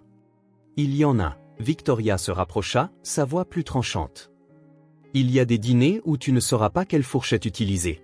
Des conversations sur l'art, la politique et les affaires que tu ne pourras pas suivre. Il y a des attentes sur la façon dont la femme d'un PDG doit se comporter. Victoria, dit William, son ton menaçant. Non, William. Quelqu'un doit lui dire la vérité. Victoria regarda Sarah avec dédain. Tu es peut-être une fille adorable et tout, mais ce n'est pas un conte de fées. C'est la vraie vie. Et dans la vraie vie, les gens de mondes différents ne fonctionnent pas. Sarah eut l'impression d'avoir été giflée. Toutes ses insécurités refirent surface. Peut-être que tu as raison, dit-elle doucement. Peut-être que je ne sais vraiment pas dans quel genre de monde j'entre. Sarah, dit William, réalisant qu'elle se refermait. Mais tu sais ce que je sais? Continua Sarah, sa voix se raffermissant. Je sais comment faire sourire quelqu'un qui passe une mauvaise journée. Je sais comment travailler dur pour ce que je veux. Et je sais comment reconnaître quelqu'un d'authentique quand je le vois. Elle se tourna vers Victoria. Et toi, Victoria, que sais-tu faire, à part porter des robes chères et rabaisser les autres pour te sentir importante? Victoria resta sans voix quelques secondes. Tu as du cran, je te l'accorde, dit-elle finalement. Mais le cran ne suffira pas quand la réalité te frappera. Peut-être pas, concéda Sarah. Mais au moins, je ne passerai pas ma vie à être amère parce que quelqu'un que je voulais a choisi quelqu'un d'autre. Cette fois, ce fut Victoria qui devint rouge de colère. William, dit-elle en attrapant son sac. Quand tu en auras fini avec cette expérience sociale, appelle-moi. Je serai là. Elle quitta la pièce, H se laissa tomber sur la chaise, se sentant comme si elle venait de courir un marathon. Je suis désolée, dit-elle. Je crois que j'ai tout gâché. Tu plaisantes? William s'assit à côté d'elle. Tu as été incroyable. Je n'ai jamais vu personne tenir tête à Victoria comme ça. Elle n'avait pas complètement tort, admit Sarah. Je ne sais vraiment pas comment utiliser une fourchette à poisson ou parler d'art français. Et moi, je ne sais pas faire de brigadero ou discuter avec des enfants dans le parc, dit William. Cela ne nous rend pas moins valables l'un que l'autre. Sarah le regarda et vit de l'honnêteté dans ses yeux. Tu penses que ta grand-mère m'acceptera? Je pense que ma grand-mère va t'adorer, dit-il en lui prenant la main. Parce que tu es vrai, et parce que tu me fais sourire.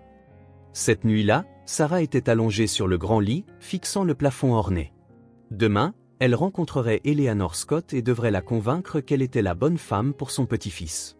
Le problème, c'est qu'elle commençait à croire que c'était peut-être vrai, et cela l'effrayait plus que n'importe quelle confrontation avec Victoria. Eleanor Scott arriva un samedi matin ensoleillé, conduisant elle-même une berline noire qui paraissait plus vieille que Sarah. William l'avait prévenu que sa grand-mère était indépendante, mais Sarah ne s'attendait pas à voir une femme de 83 ans sortir d'une voiture, portant 2 valises et refusant toute aide. « Grand-mère, laisse-moi au moins porter ça », dit William en se précipitant à sa rencontre. « Mes bras fonctionnent très bien, merci », répondit Eleanor, bien que sa voix contint de la chaleur. « Maintenant, présente-moi cette jeune femme dont j'ai tant entendu parler. » Sarah descendit du Porsche, vêtue d'une simple robe bleu marine et essayant de maîtriser sa nervosité. Eleanor Scott était exactement comme elle l'avait imaginé. Petite mais imposante, les cheveux gris coiffés en un chignon soigné, et des yeux bleus qui semblaient voir à travers les gens. « Grand-mère, voici Sarah Martinez », dit William en posant sa main dans le dos de Sarah. « Sarah, ma grand-mère Eleanor. »« C'est un plaisir de vous rencontrer, Madame Scott », dit Sarah en tendant la main.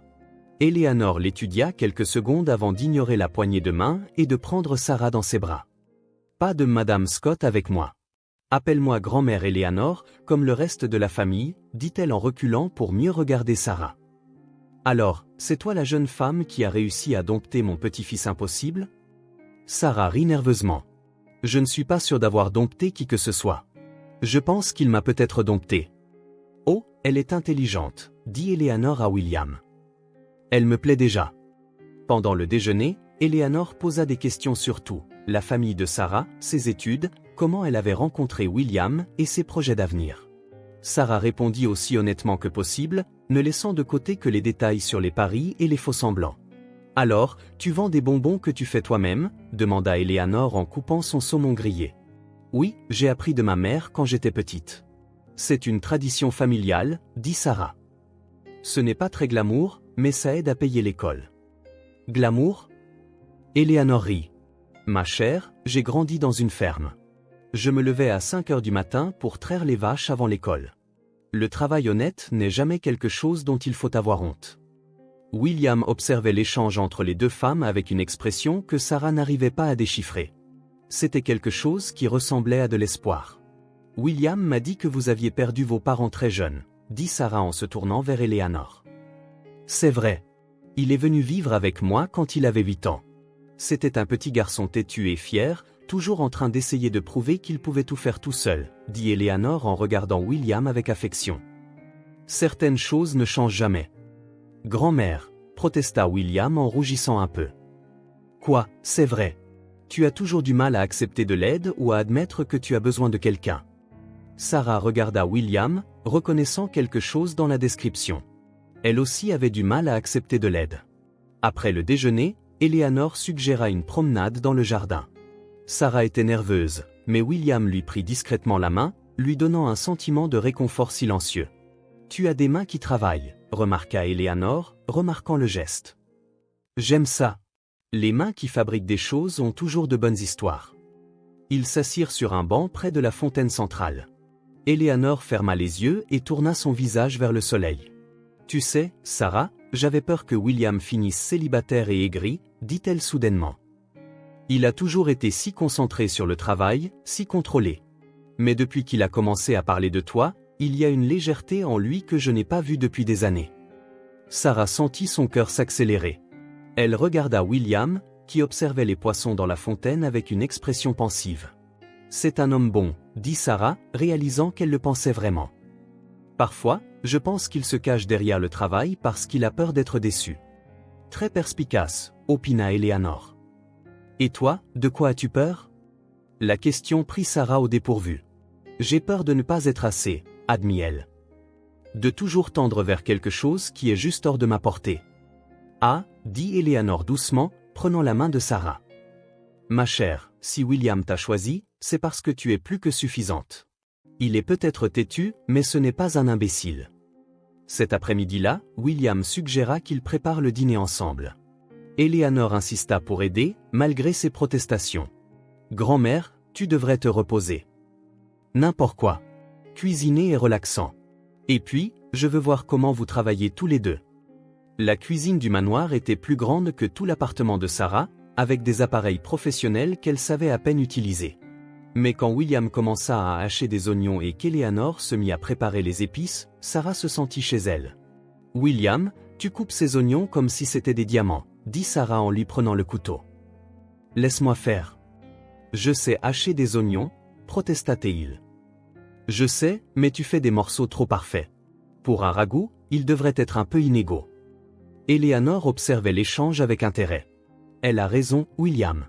Tu as toujours été trop perfectionniste, même en cuisine. » Alors qu'il préparait un simple ragoût, le choix d'Eleanor qui disait en avoir marre de la nourriture de chef, Sarah remarqua à quel point William se détendait dans la cuisine. Il riait des histoires d'Eleanor sur son enfance, se moquait de ses propres compétences culinaires limitées, et semblait sincèrement heureux. « Sarah, » dit Eleanor en assaisonnant le ragoût. « Je peux te poser une question personnelle ? » ?»« Bien sûr. »« Aimes-tu mon petit-fils ?» La question tomba dans la cuisine comme une bombe. William arrêta de couper les carottes et regarda Sarah, attendant. Sarah sentit son visage s'empourprer. Comment pouvait-elle répondre à cela ? Techniquement, tout était faux, mais les sentiments qu'elle avait développés pour William étaient bien réels. « Je » commença-t-elle, puis elle regarda William et décida d'être honnête. « Oui, je l'aime. » Quelque chose changea dans l'expression de William quand elle dit cela. Un mélange de surprise, de soulagement et de quelque chose d'autre qu'elle n'arrivait pas à déchiffrer. « Et toi, William ?» demanda Eleanor. « Complètement, » dit-il sans hésiter, regardant toujours Sarah. Je suis complètement amoureux d'elle. Eleanor frappa dans ses mains. Merveilleux. Maintenant, finissons ce ragoût avant qu'il ne brûle. Mais Sarah pouvait à peine se concentrer sur la nourriture. La façon dont William avait répondu, le ton de sa voix, la manière dont il continuait de la regarder. Il y avait là quelque chose qui dépassait de loin le simple fait de faire semblant pour le bien d'une grand-mère malade. Pendant le dîner, Eleanor partagea des histoires sur William enfant. Comment il construisait des entreprises imaginaires avec des blocs de jouets, comment il défendait toujours les plus petits à l'école, comment il la surprenait quand elle se sentait déprimée. Une fois, quand j'étais malade d'une pneumonie, il a vendu tous ses jouets pour m'acheter des fleurs, raconta Eleanor. Il avait 9 ans. Il a dit que les fleurs m'aideraient à guérir plus vite. Sarah regarda William, qui semblait légèrement embarrassé mais souriait. J'aime toujours offrir des fleurs aux gens qui comptent, dit-il en regardant Sarah. Après le dîner, ils s'assirent dans le salon. Eleanor dit qu'elle était fatiguée, mais Sarah remarqua qu'elle observait toujours silencieusement comment elle et William interagissaient quand ils pensaient que personne ne regardait. Eh bien, dit finalement Eleanor en se levant.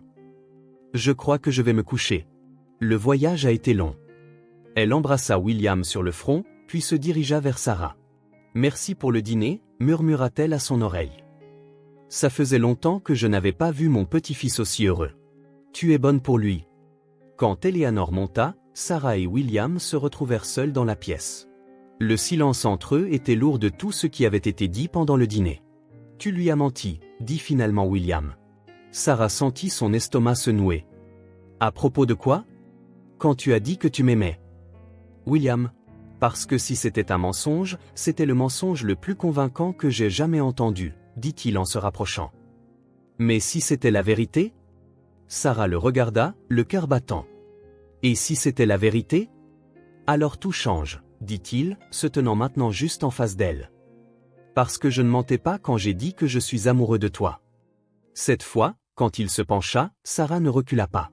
Le baiser fut d'abord doux, hésitant, comme s'ils exploraient un terrain inconnu. Mais quand Sarah lui rendit son baiser, approfondissant le moment, William la serra plus fort. Quand ils se séparèrent enfin, tous deux étaient essoufflés. Est-ce que c'est réel? Murmura Sarah. Aussi réel que tout ce que j'ai jamais ressenti, dit William en posant son front contre le sien. Et pour la première fois depuis le début, Sarah ne portait aucun masque. Sarah se réveilla le dimanche avec une étrange sensation dans la poitrine. Le baiser de la veille avait tout changé entre elle et William, mais il avait aussi rendu les choses plus compliquées. Elle faisait semblant d'être fiancée à un homme dont elle tombait réellement amoureuse, et elle ne savait plus où le jeu s'arrêtait et où les vrais sentiments commençaient.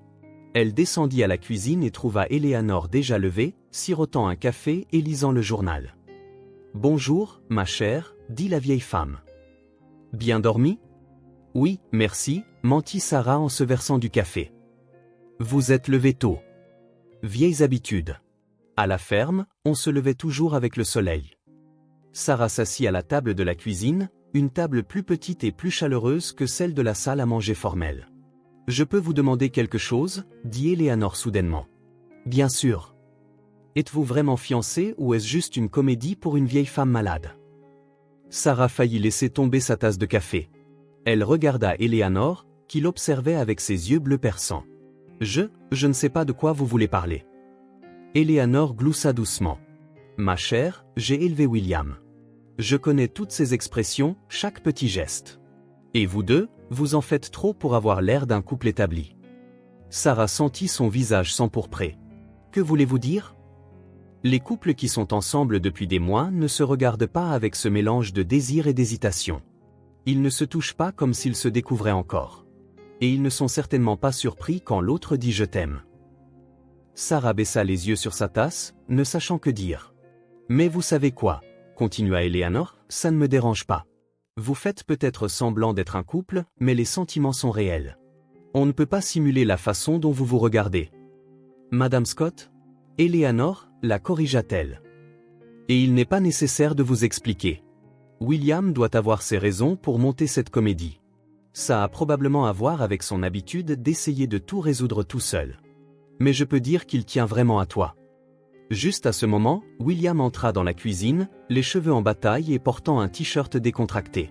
« Bonjour », dit-il en se dirigeant directement vers la machine à café.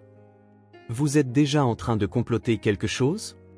On parle juste de femmes, dit Eleanor innocemment. Sarah, tu devrais lui parler de cette offre que tu as reçue.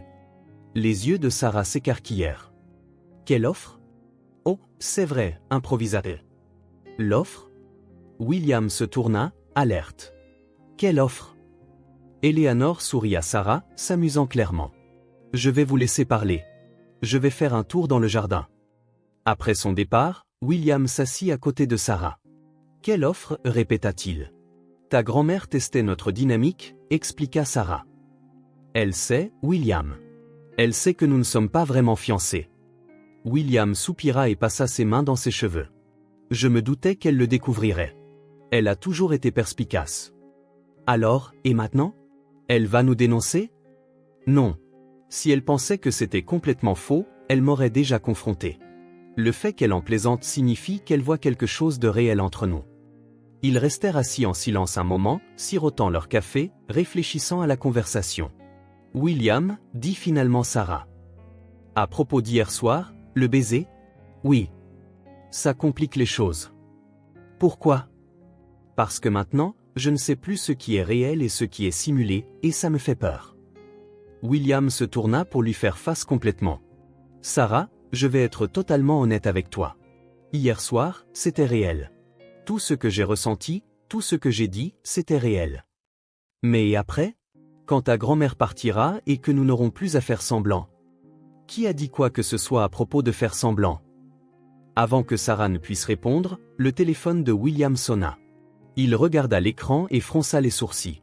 Je dois prendre cet appel. C'est mon avocat. Il quitta la cuisine pour répondre, laissant Sarah seule avec ses pensées embrouillées. 15 minutes plus tard, William revint, l'air troublé. Nous avons un problème, dit-il. Quel genre de problème? Ma famille. Pas grand-mère. Les autres. Mes oncles, mes cousins, le conseil d'administration de l'entreprise. Ils ont appris nos fiançailles. Sarah sentit son estomac se nouer. Comment? Victoria. Elle l'a dit à tous ceux qu'elle connaît. Et maintenant, ils veulent te rencontrer officiellement. Qu'est-ce que ça veut dire? William s'affaissa sur la chaise. Ça veut dire qu'ils voudront des certificats de naissance, des informations sur ta famille, ton éducation, ta situation financière. Ils vont tout éplucher. Et quand ils découvriront que je ne suis qu'une fille pauvre qui vend des bonbons, ils me pousseront à rompre les fiançailles, dit-il doucement. Ils diront que tu en as après mon argent, que tu ne t'intègres pas dans la famille. Sarah se leva brusquement. Alors c'est ça. La comédie s'arrête ici. Sarah. Non, William. Je ne subirai pas l'humiliation d'être enquêté et jugé par des gens qui ne me connaissent même pas. Et je ne te causerai pas de problème avec ta famille ou ton entreprise. Ils ne comptent pas pour moi. Mais ils devraient, l'interrompit-elle. C'est ta vie, ta famille, ton entreprise. Je ne suis qu'une actrice temporaire dans cette histoire. William se leva et lui tint doucement les bras. Tu n'es pas temporaire. Pas pour moi. Comment peux-tu en être sûr? On se connaît à peine, William. Si on enlève tous les mensonges et les faux-semblants, que reste-t-il? Quelques rendez-vous maladroits et 3 jours à jouer un couple. Il s'agit de ça, dit-il en la tirant plus près. Il s'agit de ce que je ressens quand je suis avec toi. Comment tu me fais rire, comment tu me mets au défi, comment tu me donnes envie d'être un homme meilleur. Sarah sentit des larmes lui brûler les yeux. Et si ce n'est pas assez? Et si ta famille a raison et que nous venons vraiment de 2 mondes différents? Alors nous construirons notre propre monde. Avant que Sarah ne puisse répondre, Eleanor apparut à l'entrée de la cuisine. Désolée d'interrompre, mais je viens de recevoir un appel intéressant, dit-elle avec une expression sérieuse. Il semblerait que ton cousin Marcus vienne cet après-midi, William. Et il amène quelques autres membres de la famille. Ils veulent rencontrer Sarah officiellement, murmura William entre ses dents. Grand-mère, je peux t'expliquer? Pas besoin d'expliquer quoi que ce soit, dit Eleanor, les surprenant. Mais vous deux, vous devez décider d'une chose.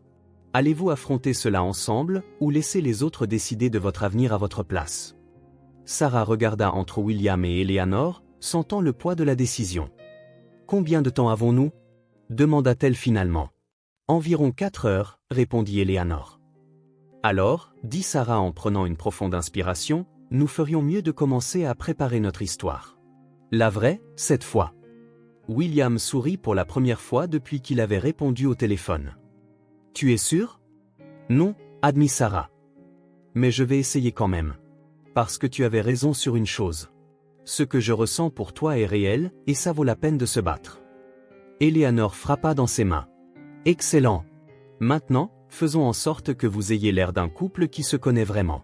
Et Sarah? Oui. Sois juste toi-même. S'ils ne t'aiment pas, c'est leur problème, pas le tien. Alors qu'ils se préparaient à affronter la famille Scott, Sarah se demanda si elle était en train de commettre la plus grosse erreur ou la meilleure décision de sa vie. Peut-être le découvrirait-elle dans quelques heures. À 14 heures, 3 voitures noires s'arrêtèrent devant le manoir de William. Sarah observa depuis la fenêtre de la chambre des hommes et des femmes élégamment vêtus sortir des véhicules avec des airs sérieux et déterminés. On dirait qu'ils viennent à un enterrement, murmura-t-elle. D'une certaine manière, c'est le cas, dit William en apparaissant derrière elle. Ils sont venus enterrer notre relation. Sarah se tourna pour lui faire face. Il avait troqué ses vêtements décontractés pour un costume sombre, reprenant sa posture de PDG, mais il y avait quelque chose de différent dans ses yeux, quelque chose qui ressemblait beaucoup à de la détermination. « Tu es sûr de vouloir aller jusqu'au bout » demanda-t-elle en lissant la simple robe bleue qu'Eleanor avait insisté pour qu'elle porte. « Je n'ai jamais été aussi sûre de quoi que ce soit. » La sonnette retentit et Sarah sentit son estomac se tordre. « Allons-y, dit William en lui offrant son bras. Il est temps de rencontrer les vautours. » Dans le salon, 5 personnes les attendaient. Marcus Scott, le cousin de William et vice-président de l'entreprise, était un homme dans la quarantaine, aux cheveux grisonnants et au sourire qui n'atteignait pas ses yeux. À côté de lui se trouvait sa femme, Patricia, une femme mince portant des bijoux surdimensionnés. Il y avait aussi 2 des oncles de William et une femme plus âgée que Sarah supposa être tante Hélène. Eleanor était déjà assise dans le fauteuil principal, observant la famille avec une expression amusée. « William, dit Marcus en se levant. Ravi de te voir. Et voici la fameuse Sarah. Sarah Martinez, dit-elle en tendant la main. Marcus la serra un peu trop fermement, essayant clairement de l'intimider. Alors, Sarah, parlez-nous de vous. William a été très discret sur vos détails personnels. Que voudriez-vous savoir ? Demanda Sarah en s'asseyant à côté de William sur le canapé. Eh bien, pour commencer, où avez-vous étudié ? Demanda Patricia en sortant un petit carnet de son sac comme si elle prenait des notes. J'étudie l'art culinaire au Manhattan Community College, répondit Sarah honnêtement. Community College ? Répéta Marcus comme si les mots laissaient un mauvais goût. Et vos parents, que font-ils dans la vie ? Ma mère est veuve. Elle a été couturière toute sa vie. Mon père est mort quand j'avais 16 ans. Il était électricien. Le silence dans la pièce était gênant. Sarah remarqua les regards échangés entre les membres de la famille. « Et vous travaillez en vendant des bonbons dans la rue ?» demanda tante Hélène, sa voix dégoulinant de dédain. « J'ai 3 emplois différents pour payer mes études et aider ma mère. Vendre des bonbons n'est que l'un d'entre eux, répondit Sarah en gardant une voix stable. 3 emplois ? Murmura Patricia en prenant une note. Et quand auriez-vous le temps pour les responsabilités de la femme d'un PDG ? Avant que Sarah ne puisse répondre, William se leva. Ça suffit, dit-il, sa voix tranchant l'air. Je ne vous laisserai pas interroger Sarah comme si elle était une sorte de criminelle. William, mon cher, nous essayons juste de comprendre, dit Marcus, feignant l'innocence. Après tout, c'est une union très inattendue. Inattendue ? William rit, mais c'était un rire froid. Vous savez ce qui est inattendu ? Découvrir que ma famille est encore plus pleine de préjugés que je ne le pensais. Nous n'avons pas de préjugés, protesta Patricia. Nous sommes pragmatiques. Tu as des responsabilités, une position sociale à maintenir. Tu ne peux pas simplement épouser n'importe qui. N'importe qui ? La voix de Sarah s'éleva. Excusez-moi, j'ai un nom et je ne suis pas n'importe qui. Bien sûr que non, ma chère, dit tante Hélène sur un ton condescendant. Mais vous devez comprendre notre inquiétude. William héritera de l'entreprise familiale, sa femme sera tenue aux mêmes normes. Et quelles sont ces normes ? Demanda Eleanor, parlant soudainement pour la première fois depuis le début de la réunion. Parce que je me souviens d'une époque où cette famille n'avait pas 2 sous à frotter l'un contre l'autre. Grand-mère ? Murmura Marcus. Ne me grand-mère pas, dit Eleanor en se levant, s'appuyant sur sa canne. Avez-vous tous oublié d'où nous venons ? Ton grand-père, Marcus, était un immigrant irlandais arrivé ici sans rien. J'ai grandi dans une ferme, travaillant depuis l'âge de 5 ans. Aucun de nous n'est né dans ce luxe. Mais c'était il y a longtemps, argumenta Patricia. Les choses sont différentes maintenant. Vraiment? Eleanor regarda Sarah avec chaleur. Parce que quand je regarde Sarah, je vois la même chose que je voyais en moi à son âge. De la détermination, du courage, et le genre d'humilité qui vient du fait de connaître la valeur du travail acharné. Sauf votre respect, grand-mère Eleanor, dit Marcus, les temps ont changé. L'entreprise a des responsabilités envers ses actionnaires, une image publique à maintenir. L'entreprise se porte très bien, merci, le coupa William.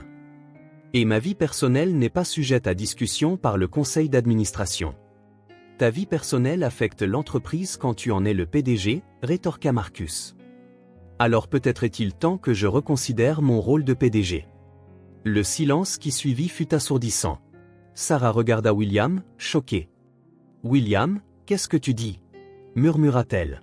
Je dis que si ma famille ne peut pas accepter la femme que j'ai choisie, alors peut-être que j'ai choisi la mauvaise famille. Marcus pâlit. Tu prenant la main de Sarah. Sarah me rend heureux.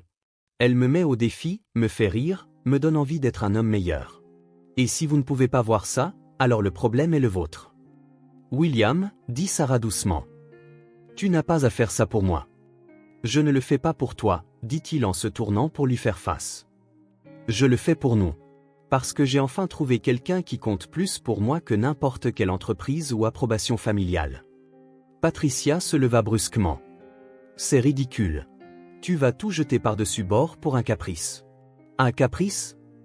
Sarah se leva à son tour, sa patience finalement à bout.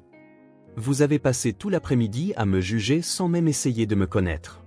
Vous avez décidé que je n'étais pas assez bien parce que je travaille pour vivre et que je ne suis pas né dans la richesse. Sarah tenta de l'interrompre Marcus. Non, laissez-moi finir, dit-elle, sa voix se raffermissant. Vous voulez savoir qui je suis? Je suis quelqu'un qui se lève à 5 heures du matin pour travailler dans une boulangerie avant l'école, qui vend des bonbons le week-end pour aider à payer les factures médicales de ma mère, qui a travaillé dur toute sa vie en sachant que chaque opportunité devait être méritée. Elle les regarda tous dans les yeux. Et vous savez quoi d'autre? Je suis quelqu'un qui fait vraiment sourire William. Qui le connaît sans les costumes chers et les titres prestigieux. Qui l'aime pour l'homme qu'il est, pas pour ce qu'il possède. Tu l'aimes? Demanda Eleanor en souriant. De tout mon cœur, répondit Sarah sans hésitation, regardant William. Même quand il est têtu et contrôlant et qu'il pense qu'il doit tout réparer tout seul. William sourit, ce vrai sourire qui changeait complètement son visage. Et je t'aime, dit-il, pour ton courage, ton honnêteté, ta force. Pour me faire sentir que je peux vraiment être moi-même. C'est très touchant, dit Marcus sèchement. Mais l'amour ne paie pas les factures ni ne fait tourner une entreprise. Vraiment? Eleanor rit. Marcus, tu es un imbécile. L'amour, c'est exactement ce qui fait fonctionner les meilleures entreprises. La passion pour ce que l'on fait, le soin apporté aux personnes impliquées, des valeurs fortes. Elle se rapprocha de William et Sarah. Et si vous vous aimez vraiment tous les deux, alors je n'ai qu'une seule question. Laquelle? Demanda William. Eleanor sortit une petite boîte en velours de sa bourse. Pourquoi n'avez-vous pas encore fait ça correctement? William regarda la boîte, puis Sarah, qui semblait complètement prise au dépourvu. Grand-mère, c'était la bague de ta mère, dit Eleanor en ouvrant la boîte pour révéler une bague en diamant vintage. Simple mais élégante. Elle m'a dit de te la donner quand tu trouverais la bonne personne. William prit la boîte avec des mains tremblantes et se tourna vers Sarah, qui avait maintenant les larmes aux yeux. Sarah, dit-il en s'agenouillant, juste là, devant sa famille choquée. Je sais que nous avons commencé de manière étrange. Je sais que nous avons encore beaucoup à apprendre l'un de l'autre, mais je sais aussi que tu es la meilleure chose qui me soit jamais arrivée. Il ouvrit la boîte. Veux-tu m'épouser, pour de vrai cette fois? Sarah le regarda, à genoux devant elle, puis Eleanor qui souriait fièrement, puis le reste de la famille qui regardait encore, incrédule. William Scott, dit-elle en souriant à travers ses larmes, es-tu vraiment en train de me demander en mariage devant les gens qui viennent de passer 1 heure à m'humilier? Oui, dit-il en souriant aussi. Parce que je veux que tout le monde sache que je te choisis. Je te choisirai toujours. Sarah tendit sa main gauche. Alors oui, 1000 fois oui. William glissa la bague à son doigt et se leva pour l'embrasser. Un baiser profond et passionné qui fit applaudir Eleanor et laissa le reste de la famille encore plus stupéfait. Quand ils se séparèrent, Sarah regarda la bague à son doigt.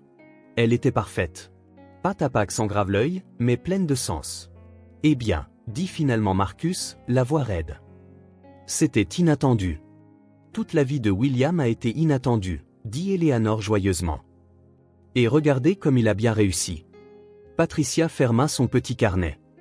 Je suppose que si c'est vraiment ce que tu veux, William, c'est ce que je veux, dit-il fermement, enlaçant la taille de Sarah. Et j'espère que vous pourrez le respecter.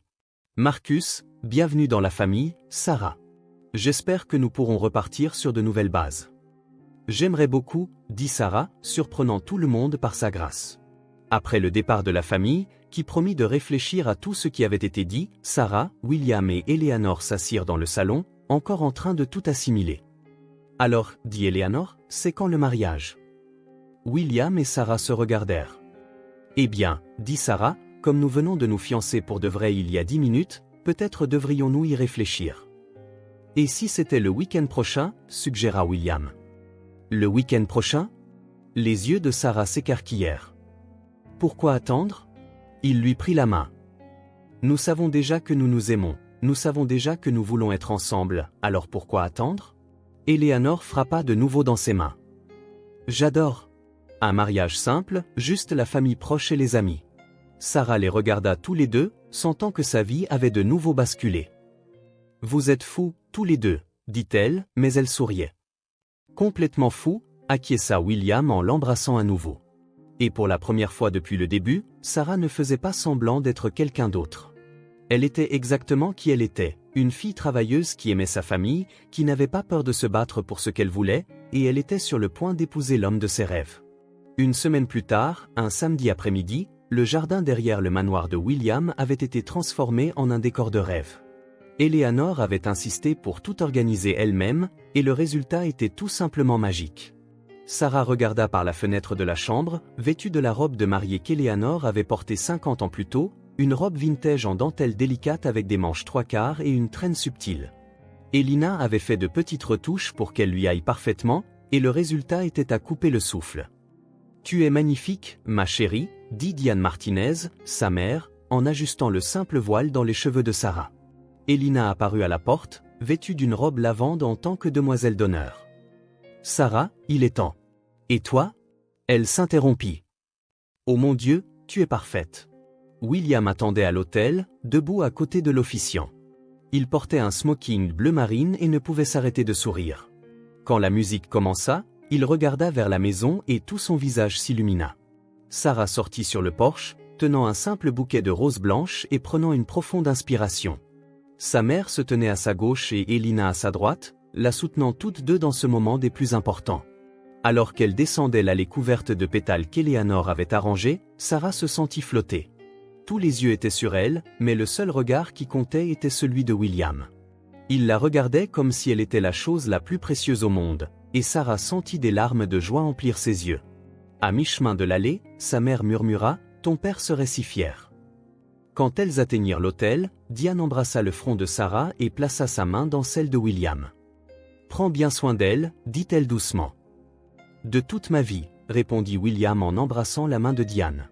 L'officiant commença la cérémonie avec des mots simples mais sincères sur l'amour, l'engagement et le voyage que Sarah et William commençaient ensemble.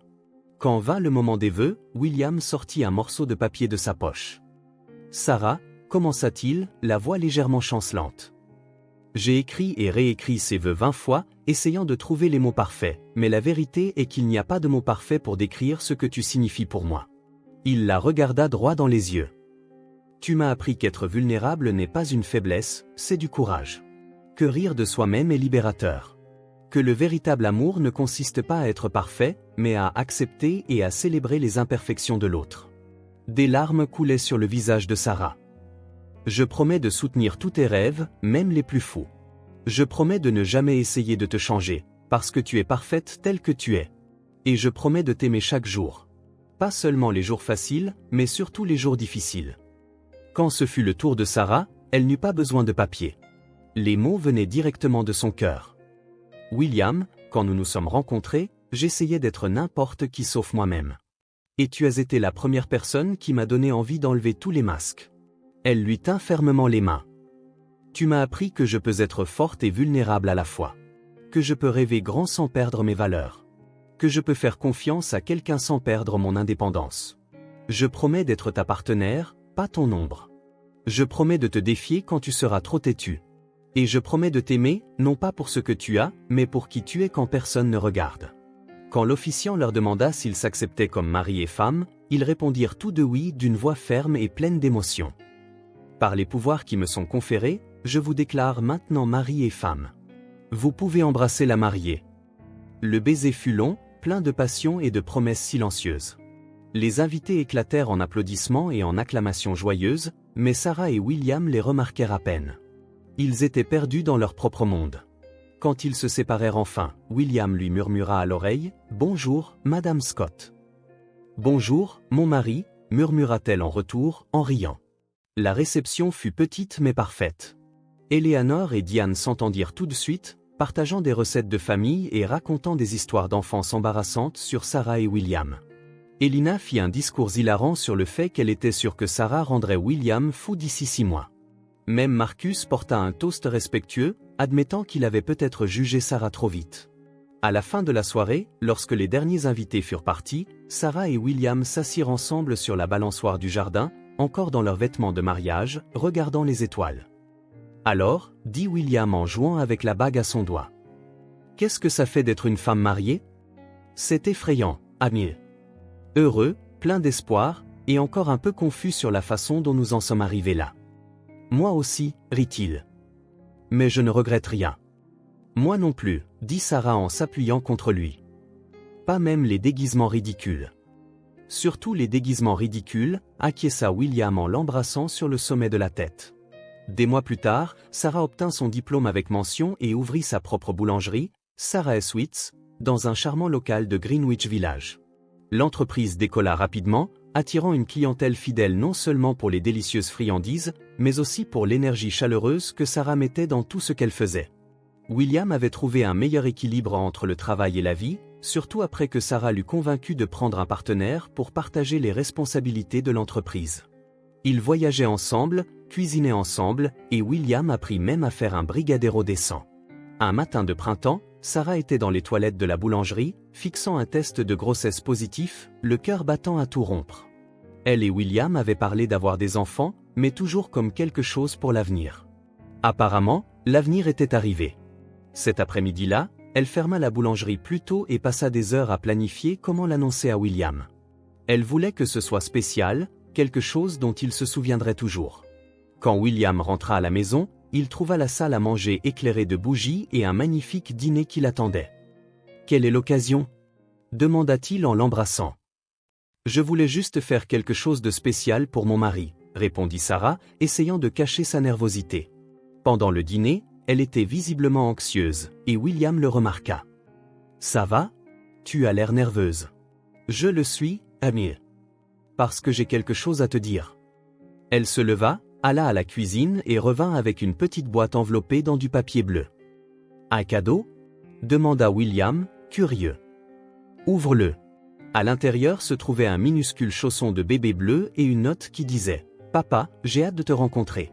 Avec amour, bébé Scott. » William regarda le chausson, puis la note, puis Sarah, qui souriait avec des larmes aux yeux. « Sarah, es-tu enceinte ? » ?»« C'est un garçon. Je suis enceinte de 8 semaines, dit-elle. Le visage de William passa par toute une gamme d'expressions, choc, joie, stupéfaction, amour, avant qu'il ne se lève et la prenne dans une étreinte serrée. « On va vraiment avoir un bébé ? » « On va avoir un bébé, confirma-t-elle, riant et pleurant en même temps. William l'embrassa profondément, puis s'agenouilla et embrassa son ventre encore plat. « Salut, petit bonhomme, murmura-t-il. C'est papa. J'ai hâte de te rencontrer aussi. » Sarah passa ses doigts dans ses cheveux, sentant une vague d'amour si forte qu'elle faillit la renverser. « Tu es heureux ?» demanda-t-elle. William se leva et la regarda comme si elle était la chose la plus précieuse au monde. « Heureux ? Sarah, je suis aux anges. Effrayé, mais aux anges. J'ai peur aussi, Amiel. Mais je sais que nous serons de bons parents. Les meilleurs, acquiesça-t-il, plaçant doucement sa main sur son ventre. Et si ce bébé ne serait-ce que la moitié aussi spécial que sa mère, nous sommes les personnes les plus chanceuses du monde. Cette nuit-là, allongée dans son lit et faisant des projets pour l'avenir, Sarah pensa à quel point sa vie avait changé depuis cette première rencontre folle. Elle avait commencé par essayer de se débarrasser d'un homme et avait fini par trouver son âme sœur. Qu'avez-vous pensé de l'histoire de Sarah et William? Laissez vos impressions dans les commentaires. Sur une échelle de 0 à 10, comment noteriez-vous cette histoire? N'oubliez pas de vous abonner à la chaîne et d'activer la cloche de notification pour suivre toutes nos histoires. Et assurez-vous de découvrir d'autres histoires émouvantes en cliquant ici sur l'écran final.